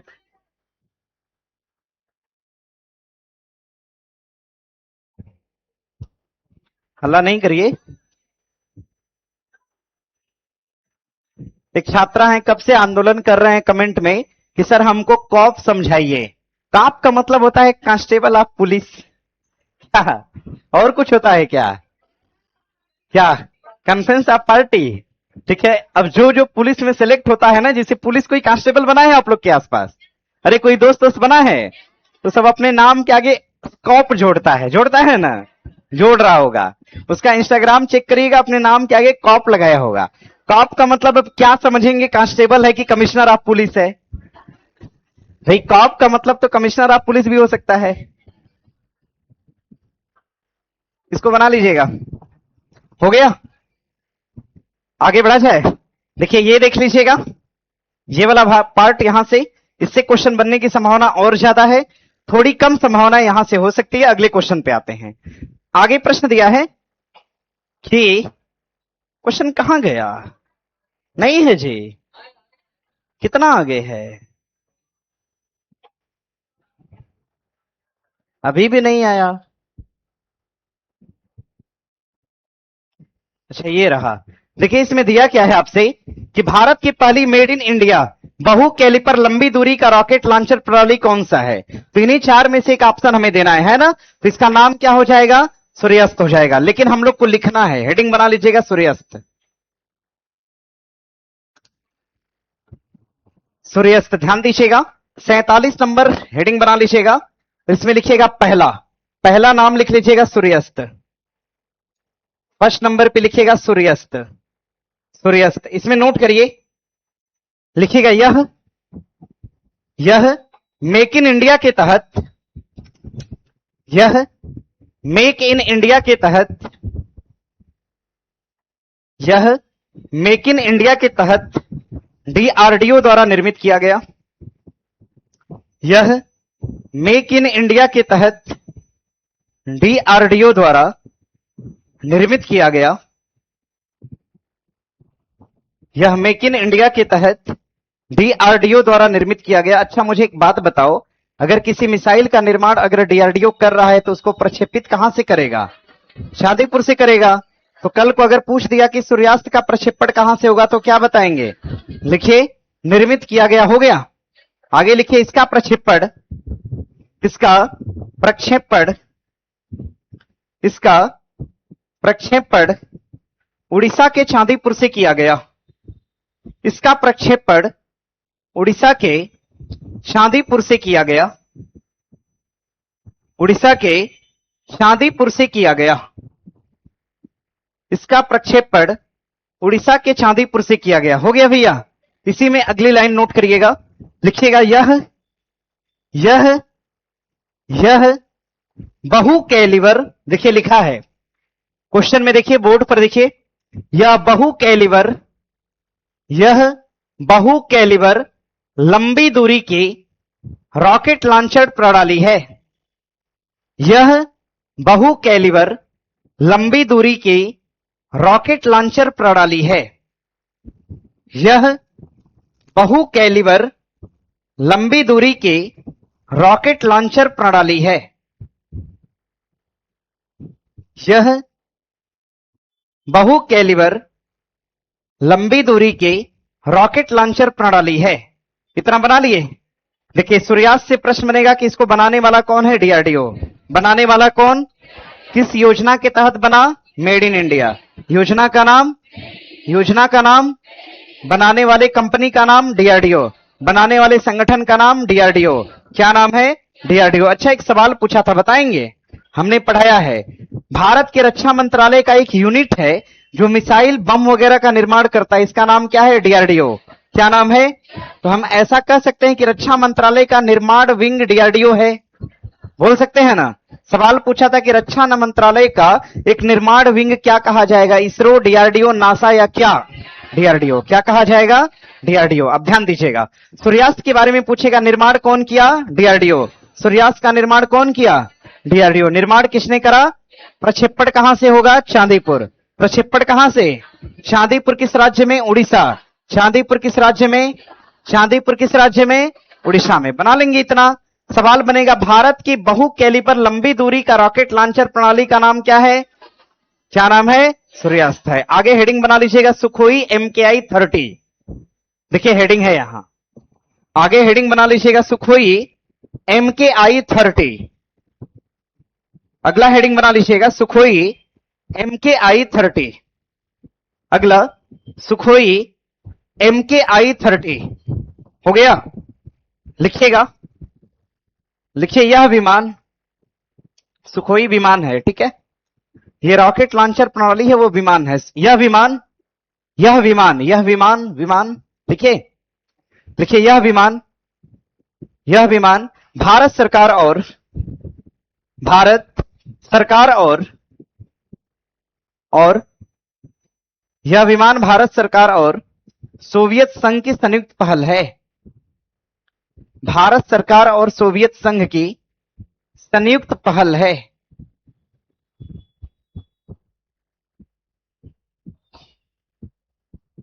एक छात्र पूछ रहे हैं, पढ़ लें इनका कमेंट। यह विमान लिख लिए, यह विमान भारत और सोवियत संघ की संयुक्त पहल है। हो गया। देखिए एक छात्र बोल रहा है ना कि सर डीआरडीओ उड़ीसा के व्हीलर द्वीप से क्या करता है? तो डीआरडीओ उड़ीसा के व्हीलर द्वीप से अपने मिसाइल का प्रशिक्षण करेगा। क्या करेगा? तो मिसाइल छोड़ने को हम प्रक्षेप पात्र क्या बोलते हैं? प्रक्षेप पात्र। यानी प्रक्षेप पात्र इसलिए कहा गया कि ऐसा पिंड या ऐसा गोला जो पृथ्वी की कक्षा से बाहर निकलने योग्य हो, उसे हम क्या बोलेंगे? प्रक्षेप पात्र का नाम देते हैं। तो डीआरडीओ उड़ीसा के व्हीलर द्वीप से अपने मिसाइल का परीक्षण करता है या प्रक्षेपण करता है। और इसी व्हीलर द्वीप का नाम बदलकर अब क्या कर दिया? एपीजे अब्दुल कलाम द्वीप कर दिया है। क्लियर है ना? इतना लिखिए उसी में आगे, जहां से लिख रहे हैं आगे लिखिएगा। किसके बारे में हम बता रहे हैं? सुखोई के बारे में ना। हाँ, भारत सरकार और सोवियत संघ की संयुक्त पहल है। इतना हो गया।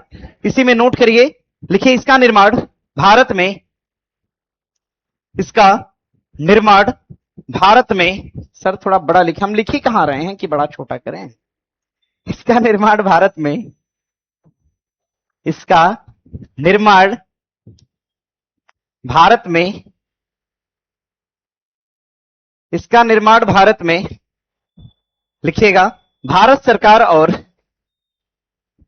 भारत सरकार और, लिखिए भारत सरकार और Hindustan aeronautics limited.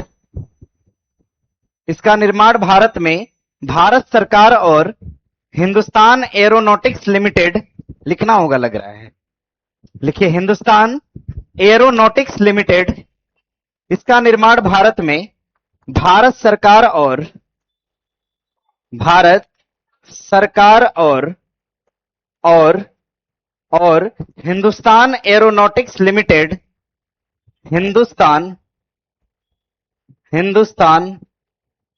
Aeronautics limited द्वारा किया गया। एरोनॉटिक्स लिमिटेड द्वारा किया गया। इसका निर्माण भारत में भारत सरकार और एरोनॉटिक्स लिमिटेड द्वारा किया गया। हो गया। आगे लिखिएगा, लिखिए, लिखिए सुखोई नामक विमान से, सुखोई नामक विमान से, सुखोई नामक विमान से भारत की राष्ट्रपति द्रौपदी मुर्मू ने, सुखोई नामक विमान से भारत की राष्ट्रपति द्रौपदी मुर्मू ने, भारत की राष्ट्रपति द्रौपदी मुर्मू ने वर्ष 2023 में उड़ान भरा। द्रौपदी मुर्मू ने वर्ष 2023 में उड़ान भरा। वर्ष 2023 में उड़ान भरा। हो गया। सुखोई पढ़ लिए। अब इसमें एक नाम है, लिख लीजिएगा ब्रह्मोस। क्या लिखेंगे? ब्रह्मोस। हेडिंग बना लीजिएगा ब्रह्मोस। अगली हेडिंग बनाइए ब्रह्मोस।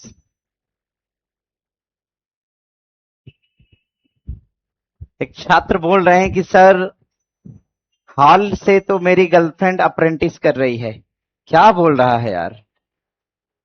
हाल का मतलब समझ रहे हो ना? हिंदुस्तान एरोनॉटिक्स लिमिटेड से अप्रेंटिसशिप सुनते हैं, समझ रहे हैं आप लोग क्या होता है? अप्रेंटिसशिप क्या होता है पता है आपको? नहीं पता है?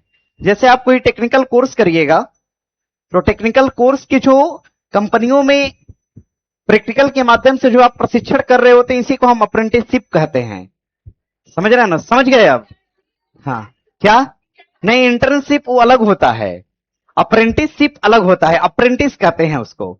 तो जब हम अपने पढ़ी गई चीजों का वहां पे जाके इंप्लीमेंट करते हैं तो उसको हम अप्रेंटिस कहते हैं। तो जानते हो पहले क्या होता था? जब रेलवे में ढेर सारा भर्ती आता था ना, तो अब तो नहीं निकालता है, नहीं तो रेलवे का जो बोर्ड था ना, हर बोर्ड ऐसे कर्मचारियों को लेता था जो टेक्निकल में माहिर हों, और उनको अप्रेंटिस कराता था 5-6 महीना अपने यहां, और सैलरी कम रखता था।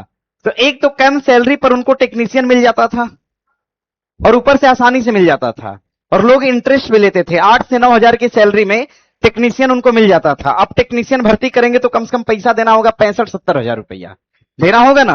अरे एनटीपीसी के थ्रू टेक्नीशियन की भर्ती आई थी, अभी आती है ना, फिर आई है एक बार।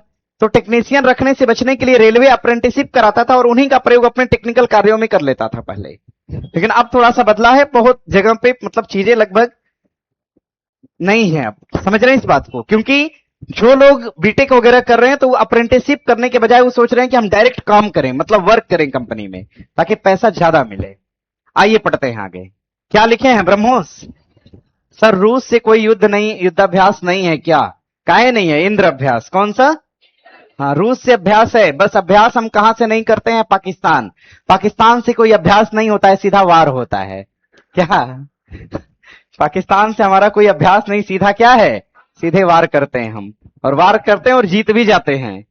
मुझे तो लगता है कि अब अगर शर्त लगा दिया जाए कि भारत पाकिस्तान युद्ध में कौन जीतेगा, तो भारत ही जीतेगा। चलिए, नहीं पाकिस्तान कैसे दावा करेंगे? एक को बार नहीं जीता है।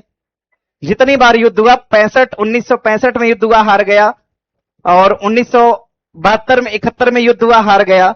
सियाचिन का युद्ध 1982 में हुआ, हार गया। 1999 में कारगिल का युद्ध हुआ, हार गया। सन 2019 में सर्जिकल स्ट्राइक हुई, उसमें भी हार गया। समझ रहे हो ना? तो जब हर बार हार रहा है तो जीतने की उम्मीद हो सकती है क्या? नहीं। चलिए, अब जीत सकता है? नहीं। चलिए ठीक है, बढ़िए आगे। जानते हो एक तो छात्र था, वो हमको एक तो फोटो भेजा था। अब पढ़ाते हैं, थोड़ा 2 मिनट सुन लीजिए। देखिए, वो हमको एक तो फोटो भेजा था ना, तो उसमें कहा था कि सर इस पे गौर करिए।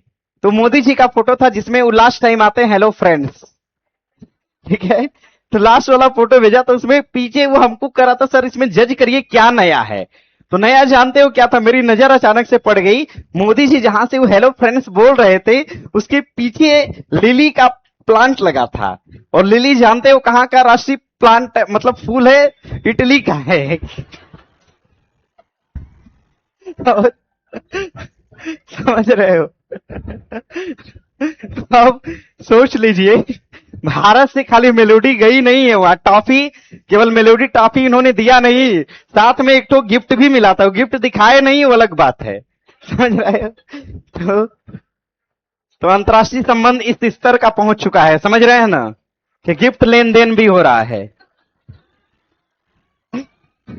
ये बताइए,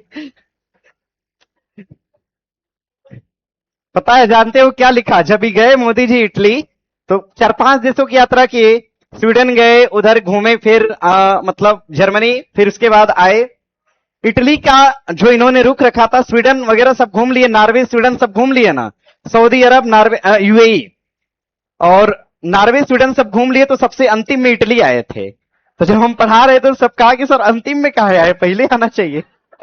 तो अंतिम में इसलिए आए कि चलो सब जगह समझौता कर लेते हैं, फ्री होकर इटली चलेंगे। समझ रहे हैं ना? और जानते हो पेपर में क्या छपा? कि प्रधानमंत्री मोदी और इटली के मेलोडी दोनों अंतर्राष्ट्रीय संबंध को मजबूत करते हुए। पेपर वाला भी अजीब छाप देता है। चलिए लिखिएगा, लिखिए, लिखिएगा, लिखिए, इसमें नोट करिए, लिखिएगा। क्या लिखवा रहे थे? ब्रह्मोस ना? ब्रह्मोस में लिखिए, लिखिए यह यह यह भारत और यह भारत और रूस द्वारा, यह भारत और रूस द्वारा संयुक्त रूप से, यह भारत और रूस द्वारा संयुक्त रूप से निर्मित किया गया मिसाइल है। भारत और रूस द्वारा संयुक्त रूप से निर्मित किया गया मिसाइल है। संयुक्त रूप से निर्मित किया गया मिसाइल है। बना लिए। सवाल बनेगा, ब्रह्मोस का निर्माण करने में भारत का सहयोग कौन किया? यानी भारत और रूस दोनों ने मिलकर बनाया। जानते हो, जब हम ब्रह्मोस लिखते हैं तो उसमें एक नदी का नाम आता है ब्रह्मपुत्रा, और म का मतलब मास्कोवा, एक नदी का नाम है मास्कोवा। तो ब्रह्मपुत्रा कहां की नदी है? भारत, और मास्कोवा कहां की है? रूस। दोनों का नाम जोड़कर क्या पड़ा? ब्रह्मोस पड़ा। लिखिएगा, लिखिए BrahMos missile, BrahMos missile, BrahMos missile Bharat की नदी ब्रह्मपुत्रा, भारत की नदी ब्रह्मपुत्रा, भारत की नदी ब्रह्मपुत्रा और भारत की नदी ब्रह्मपुत्रा और रूस की नदी मास्कोवा के नाम पर पड़ा है। रूस की नदी मास्कोवा के नाम पर पड़ा है। रूस की नदी मास्कोवा के नाम पर पड़ा है। यानी ब्रह्मपुत्रा जो शब्द है, इसमें भारत की एक नदी का नाम शामिल है ब्रह्मपुत्रा, और रूस की नदी का नाम शामिल है जिसका नाम क्या है? मास्कोवा। तो ब्रह्मपुत्रा और मास्कोवा से शब्द लिए गए और नाम क्या दिया गया मिसाइल का? ब्रह्मोस दिया गया। लिखिएगा, ब्रह्मोस मिसाइल एक प्रकार का, आगे अगली लाइन, ब्रह्मोस मिसाइल एक प्रकार का, ब्रह्मोस मिसाइल एक प्रकार का, ब्रह्मोस मिसाइल एक प्रकार का सुपरसोनिक क्रूज मिसाइल है। ब्रह्मोस मिसाइल एक प्रकार का सुपरसोनिक, एक प्रकार का सुपरसोनिक क्रूज मिसाइल है। ब्रह्मोस मिसाइल एक प्रकार का सुपरसोनिक क्रूज मिसाइल है। सुपरसोनिक क्रूज मिसाइल है जिसकी मारक क्षमता, जिसकी मारक क्षमता, जिसकी मारक क्षमता, हाँ मारक क्षमता, मारक का मतलब होता है मार कर सकती है, जिसकी मारक, इसी शब्द का हम लोग प्रयोग करते हैं मिसाइल के संबंध में, लिखना होगा आपको। लिखिए, जिसकी मारक क्षमता 350 किलोमीटर से लेकर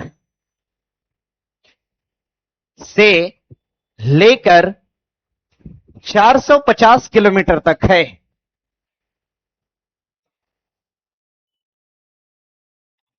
जिसकी मारक क्षमता 350 से लेकर 450 किलोमीटर तक है। लिखिएगा, लिखिएगा, वर्तमान में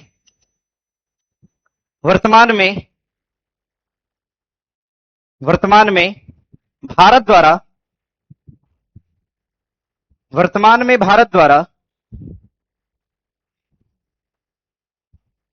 वर्तमान में भारत द्वारा ब्रह्मोस मिसाइल का दूसरा संस्करण, ब्रह्मोस मिसाइल का दूसरा संस्करण, संस्करण लिख दें, ब्रह्मोस मिसाइल, ठीक है, ब्रह्मोस मिसाइल का दूसरा संस्करण निर्मित किया जा चुका है। ब्रह्मोस मिसाइल का दूसरा संस्करण निर्मित किया जा चुका है, निर्मित किया जा चुका है। लिख लिए हैं? देखिए तो मेरी तरफ इधर, आपने रुद्रम पढ़ा था ना, रुद्रम, और मैंने जब आपको रुद्रम पढ़ाया था तो रुद्रम में मैंने एक चीज आपसे बताया था कि रुद्रम फर्स्ट, ऐसा बताया था हमने। रुद्रम में हमने बताया था आपसे, रुद्रम फर्स्ट बताया था ना। अगर हम कह दें कि रुद्रम का दूसरा चरण कौन सा? रुद्रम सेकेंड। इसी तरह से जब ब्रह्मोस बना तो पहले तो इसका नाम केवल दिया गया ब्रह्मोस, लेकिन कहा गया जो इसका दूसरा चरण होगा इसको हम क्या बोलेंगे? ब्रह्मोस सेकेंड। क्या बोलेंगे? तो भारत अभी इस समय कौन से मिसाइल का निर्माण किया? तो ब्रह्मोस सेकेंड का। पहले भारत और रूस मिलकर कराते थे, परंतु अब भारत ने खुद ब्रह्मोस को बनाने का केंद्र भारत में बना लिया है। और भारत के किस शहर में बनाया गया? तो लखनऊ में। कहां पर? लखनऊ। लिखिएगा, लिखिए भारत सरकार द्वारा ब्रह्मोस मिसाइल का, भारत सरकार द्वारा ब्रह्मोस मिसाइल का विनिर्माण केंद्र, भारत सरकार द्वारा ब्रह्मोस मिसाइल का विनिर्माण केंद्र, ब्रह्मोस मिसाइल का विनिर्माण केंद्र, ब्रह्मोस मिसाइल का विनिर्माण केंद्र लखनऊ में स्थापित किया गया। लखनऊ में स्थापित किया गया। विनिर्माण केंद्र लखनऊ में स्थापित किया गया। लखनऊ में स्थापित करा गया। बना लेंगे इतना, एक लाइन और लिखना है। लिखिए, लिखिए भारत ने ब्रह्मोस के निर्यात के लिए, निर्यात माने खरीदना कि बेचना? निर्यात माने बेचना, निर्यात माने, आयात माने खरीदना। देखिए, आयात का मतलब आना, आयात का मतलब अपने पास आना, आने का मतलब हम खरीदेंगे तभी तो आएगा। आयात मतलब खरीदना, निर्यात मतलब बेचना, निर्यात मतलब बेचना। क्या लिखे हैं? भारत द्वारा ब्रह्मोस का निर्यात। क्या?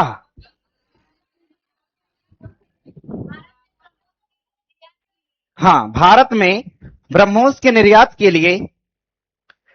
के लिए पहला समझौता फिलीपींस के साथ किया गया।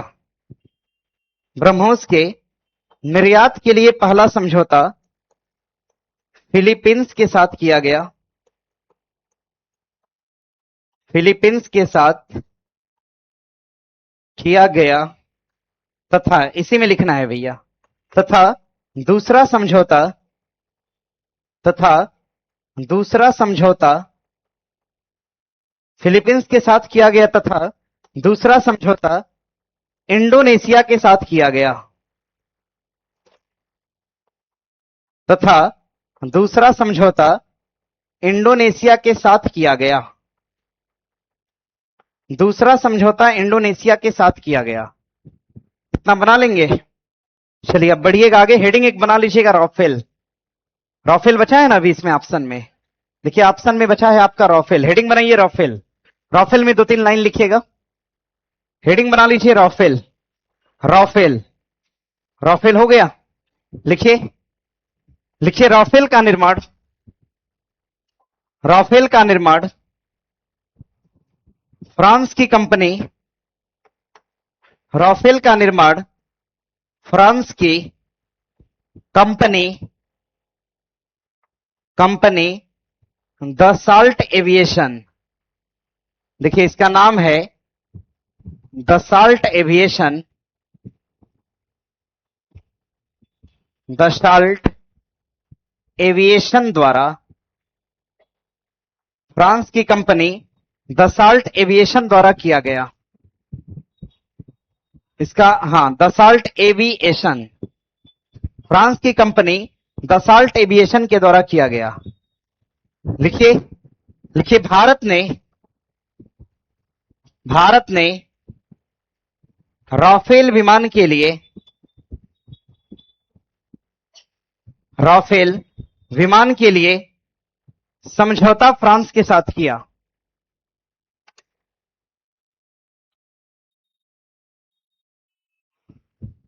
राफेल के लिए समझौता फ्रांस के साथ किया। समझौता फ्रांस के साथ किया। हो गया भैया? लिखिए, एक सवाल बना था कि राफेल किस पीढ़ी का विमान है, तो आपको बताना होगा। लिखिए, लिखिए राफेल, राफेल चौथी पीढ़ी का विमान है। हां, चौथी पीढ़ी का विमान है। राफेल चौथी पीढ़ी का विमान है। चौथी पीढ़ी का विमान है। आगे लिखिएगा, लिखिए रक्षा मंत्रालय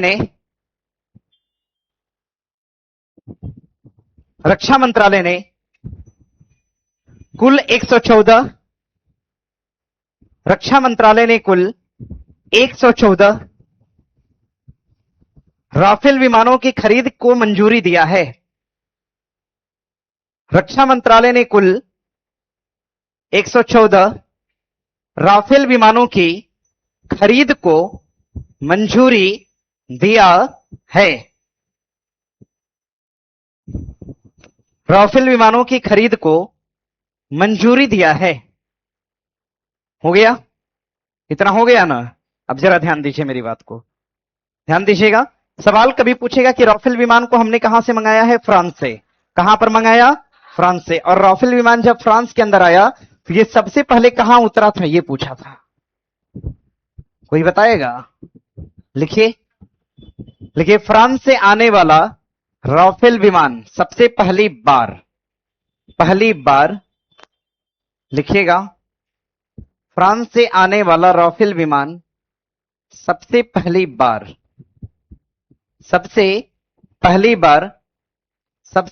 बार चंडीगढ़ एयरबेस पर उतरा।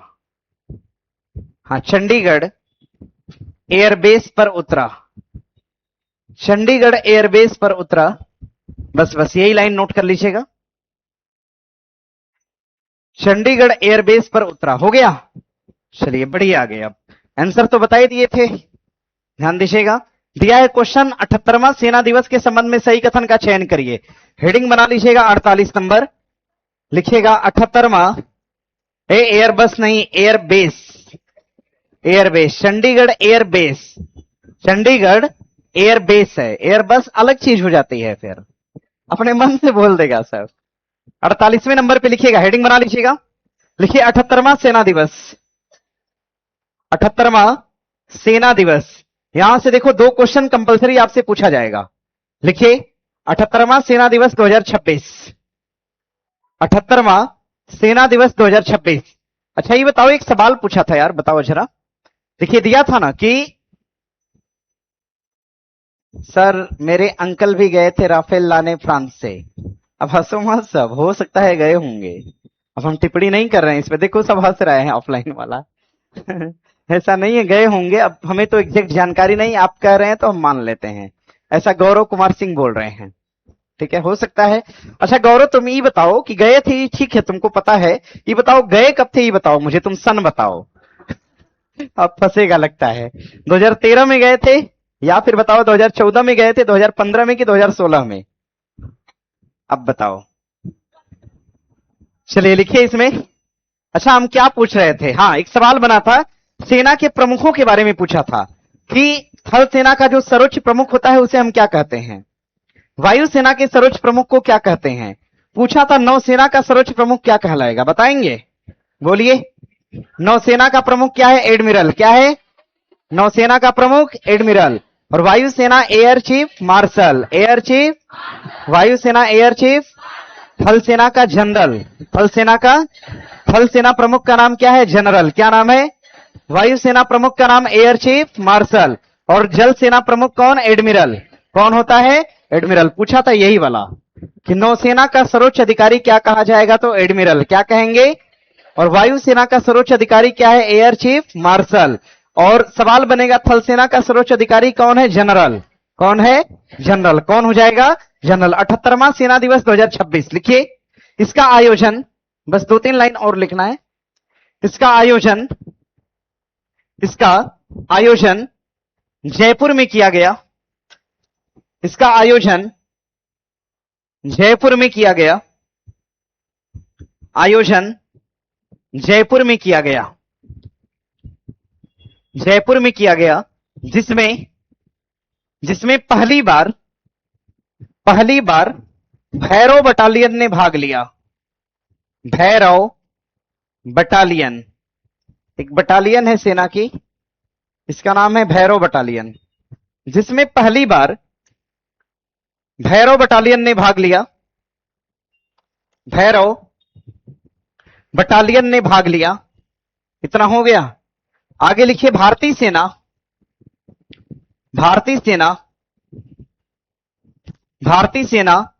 1.4 मिलियन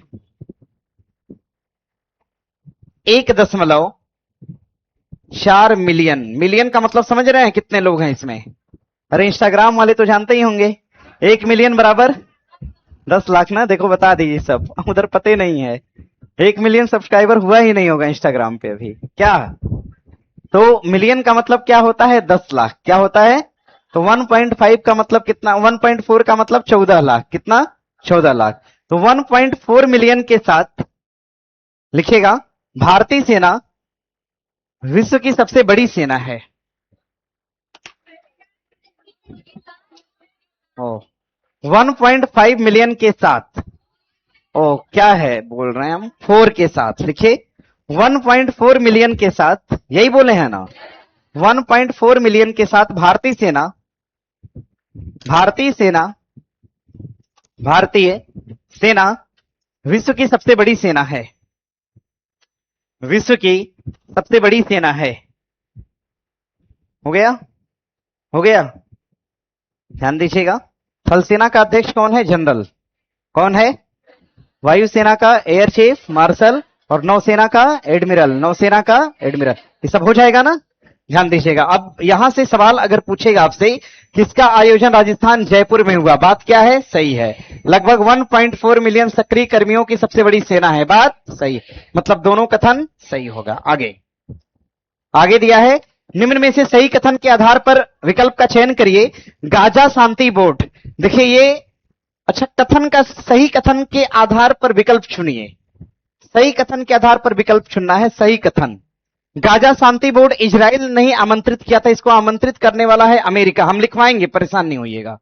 आईएलओ बेरोजगारी दर 4.9 रहा, ये तो सही है। काजीरंगा वाला गलत हो जाएगा, ये सिक्किम नहीं बल्कि कहां होगा? आसाम। पढ़ाया ना आप लोग को, ठीक है। यूएन निरस्त्रीकरण और सलाहकार बोर्ड के अध्यक्ष वेंकटेश वर्मा बने हैं। यहां पर ए और डी दोनों सही है। ए और डी दोनों सही है। अच्छा ये बताइए, हम काजीरंगा वाला तो आपको पढ़ा दिए हैं, बाकी तो नहीं पढ़ाया आपने। जरा नोट करिए एक एक लाइन में करके। तो 49 नंबर क्वेश्चन लिख लीजिएगा। लिखिए पहला पॉइंट, 49 नंबर क्वेश्चन में पहला पॉइंट, पहला पॉइंट लिखिएगा। एक छात्र दावा कर रहे हैं कि सर ब्रह्मोस का दूसरा समझौता तो वियतनाम के साथ हुआ। थोड़ा सुनिएगा। देखिए पहला समझौता तो फिलीपींस के साथ हुआ था, दूसरा हुआ किसके साथ? तो इंडोनेशिया। किसके साथ? इंडोनेशिया। लेकिन भारत ने इंडोनेशिया में विमान को भेजा ही नहीं। समझ रहे हैं ना? भारत ने इंडोनेशिया में विमान नहीं भेजा। अगला समझौता जो करा गया, ये किसके साथ करा गया? तो वियतनाम के साथ करा गया। तो वियतनाम में भारत ने विमान भेज दिया। तो विमान भेजा केवल 2 देशों में, फिलीपींस और कहां पर? वियतनाम के अंदर। लेकिन लेकिन लेकिन ध्यान दीजिएगा, लेकिन दूसरा समझौता जो करा था किसके साथ करा था? इंडोनेशिया। बस विमान भेज नहीं पाया था, ये बात है। बनाइए इसको, लिखिए क्या लिखे हैं? कुछ नहीं ना, लिखिए पहला पॉइंट करके। लिखिए गाजा के लिए, गाजा मतलब समझ रहे हैं क्या? गाजा मतलब क्या? देखिए कहां तक? खाने वाला। बताइए कितनी गलत बात है। गाजा मतलब गाजा पट्टी। गाजा मतलब, गाजा पट्टी देखो एक जगह है। गाजा पट्टी एक जगह है। आपने फिलिस्तीन का नाम सुना है? फिलिस्तीन कब वो सुने हो? नहीं सुने हो तो सुनो सब लोग। देखो एक तो देश था फिलिस्तीन, और उस पर एक छोटा सा देश अधिकार कर लिया जिसका नाम क्या था? इजराइल। लेकिन इजराइल अधिकार करते करते करते करते इतना कर लिया कि अब फिलिस्तीन खत्म हो गया। अभी कौन है वहां? इजराइल है। समझ रहे हो ना? जिसे जाते हो ना ट्रेन में, सीट दीजिए, खाली बैठेंगे थोड़ा सा, नहीं खाली झुकेंगे इसे, बस झुकते झुकते बैठ गए, बैठते बैठते फिर क्या किए? लेट गए। तो यही काम किया फिलीपींस ने। एक पॉइंट सा, सॉरी इजराइल ने एक पॉइंट सा हिस्सा था, और धीरे धीरे धीरे धीरे इसने कब्जा कर लिया पूरे देश पर। और इजराइल को आप देखोगे ना तो सेव, जाम देखे हो ना? सेव, सेव, सेव को जब हम पूरा खा लेते हैं तो क्या बचता है? ई बचेगा। ऐसे यही बचता है ना? अरे पूरा खा जाएंगे तो यही सब ना बचेगा, बीच में बिया होता है, यही ना बचेगा। अरे सेव पूरा अकेले खाए हो? पता नहीं काट के मिला होगा। जो सेव को डायरेक्ट अकेला खाया होगा उसको पता होगा कि सेव खाने के बाद यही बचता है, जो बचेगा वही क्या है? इजराइल है।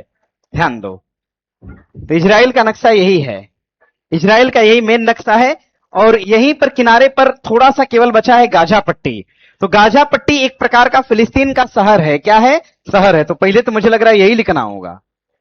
लिखिएगा गाजा पट्टी, नहीं तो पता चला गाजा क्या है। तो पहला ऑप्शन है खाने वाला, दूसरा ऑप्शन है देश, तीसरा है शहर, चौथा हो जाएगा नृत्य, तो ये सब लगा देगा खाने वाला।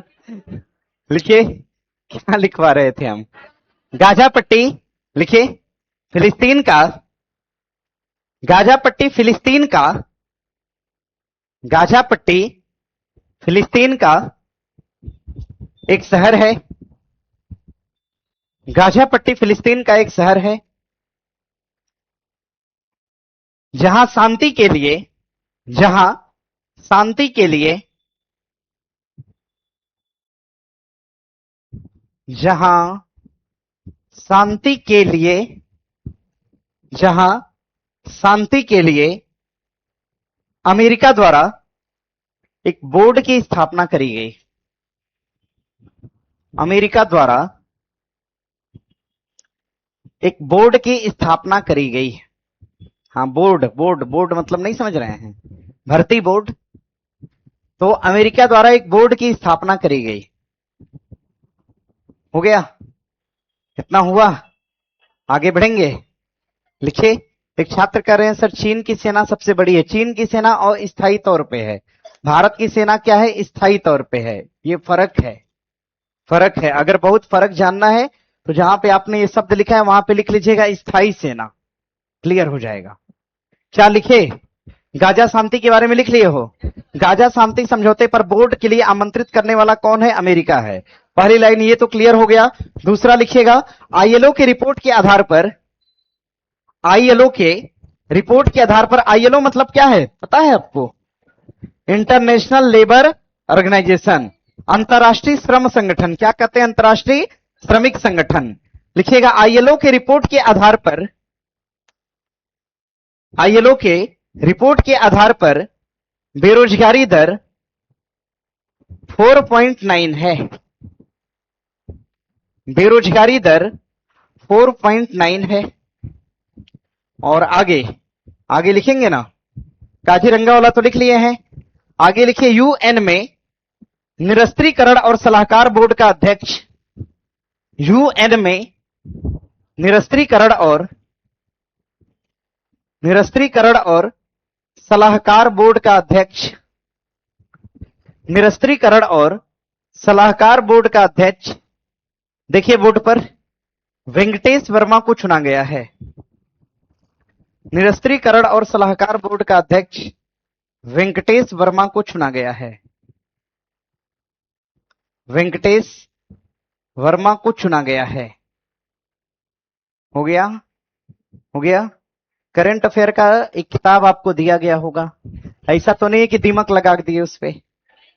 दीमक मतलब समझ रहे हो ना? कोई वस्तु अगर बहुत दिनों से एक जगह पड़ी हो तो उसमें दीमक लग जाता है। ऐसा तो नहीं कि दीमक लगा दिए, नहीं ना? पढ़ रहे हैं उसको? क्या पेज पढ़े हैं? कितना? अरे जिसको मिला है उसकी तो जिम्मेदारी है ना पढ़ने की। क्या पेज पढ़े हैं? क्वेश्चन पूछ देंगे उसी पेज से हम। क्या पेज? 5 पेज पढ़े हैं, उस 5 में से क्वेश्चन पूछ दें, नहीं बता पाएंगे। पढ़िए उसको, किताब लेकर रख लिए होंगे आप लोग ना। अरे उसको पढ़ना होता है, पढ़िए उसको ना, किताब पढ़िए। किताब को पेज वाइज हम बताए थे ना पढ़ना है, पेज वाइज पढ़ना सीखिए और पढ़िए लगातार किताब। और कल की क्लास, हाँ कल की क्लास के संबंध में सुनिएगा। कल की क्लास, कल भी रोशन सर की क्लास है करंट अफेयर की। तो सर ऐसा बोले हैं कि सर बोल दीजिएगा क्लास में कि कल हम क्लास लेंगे, मतलब रोशन सर कल क्लास लेंगे करंट अफेयर की, ठीक है?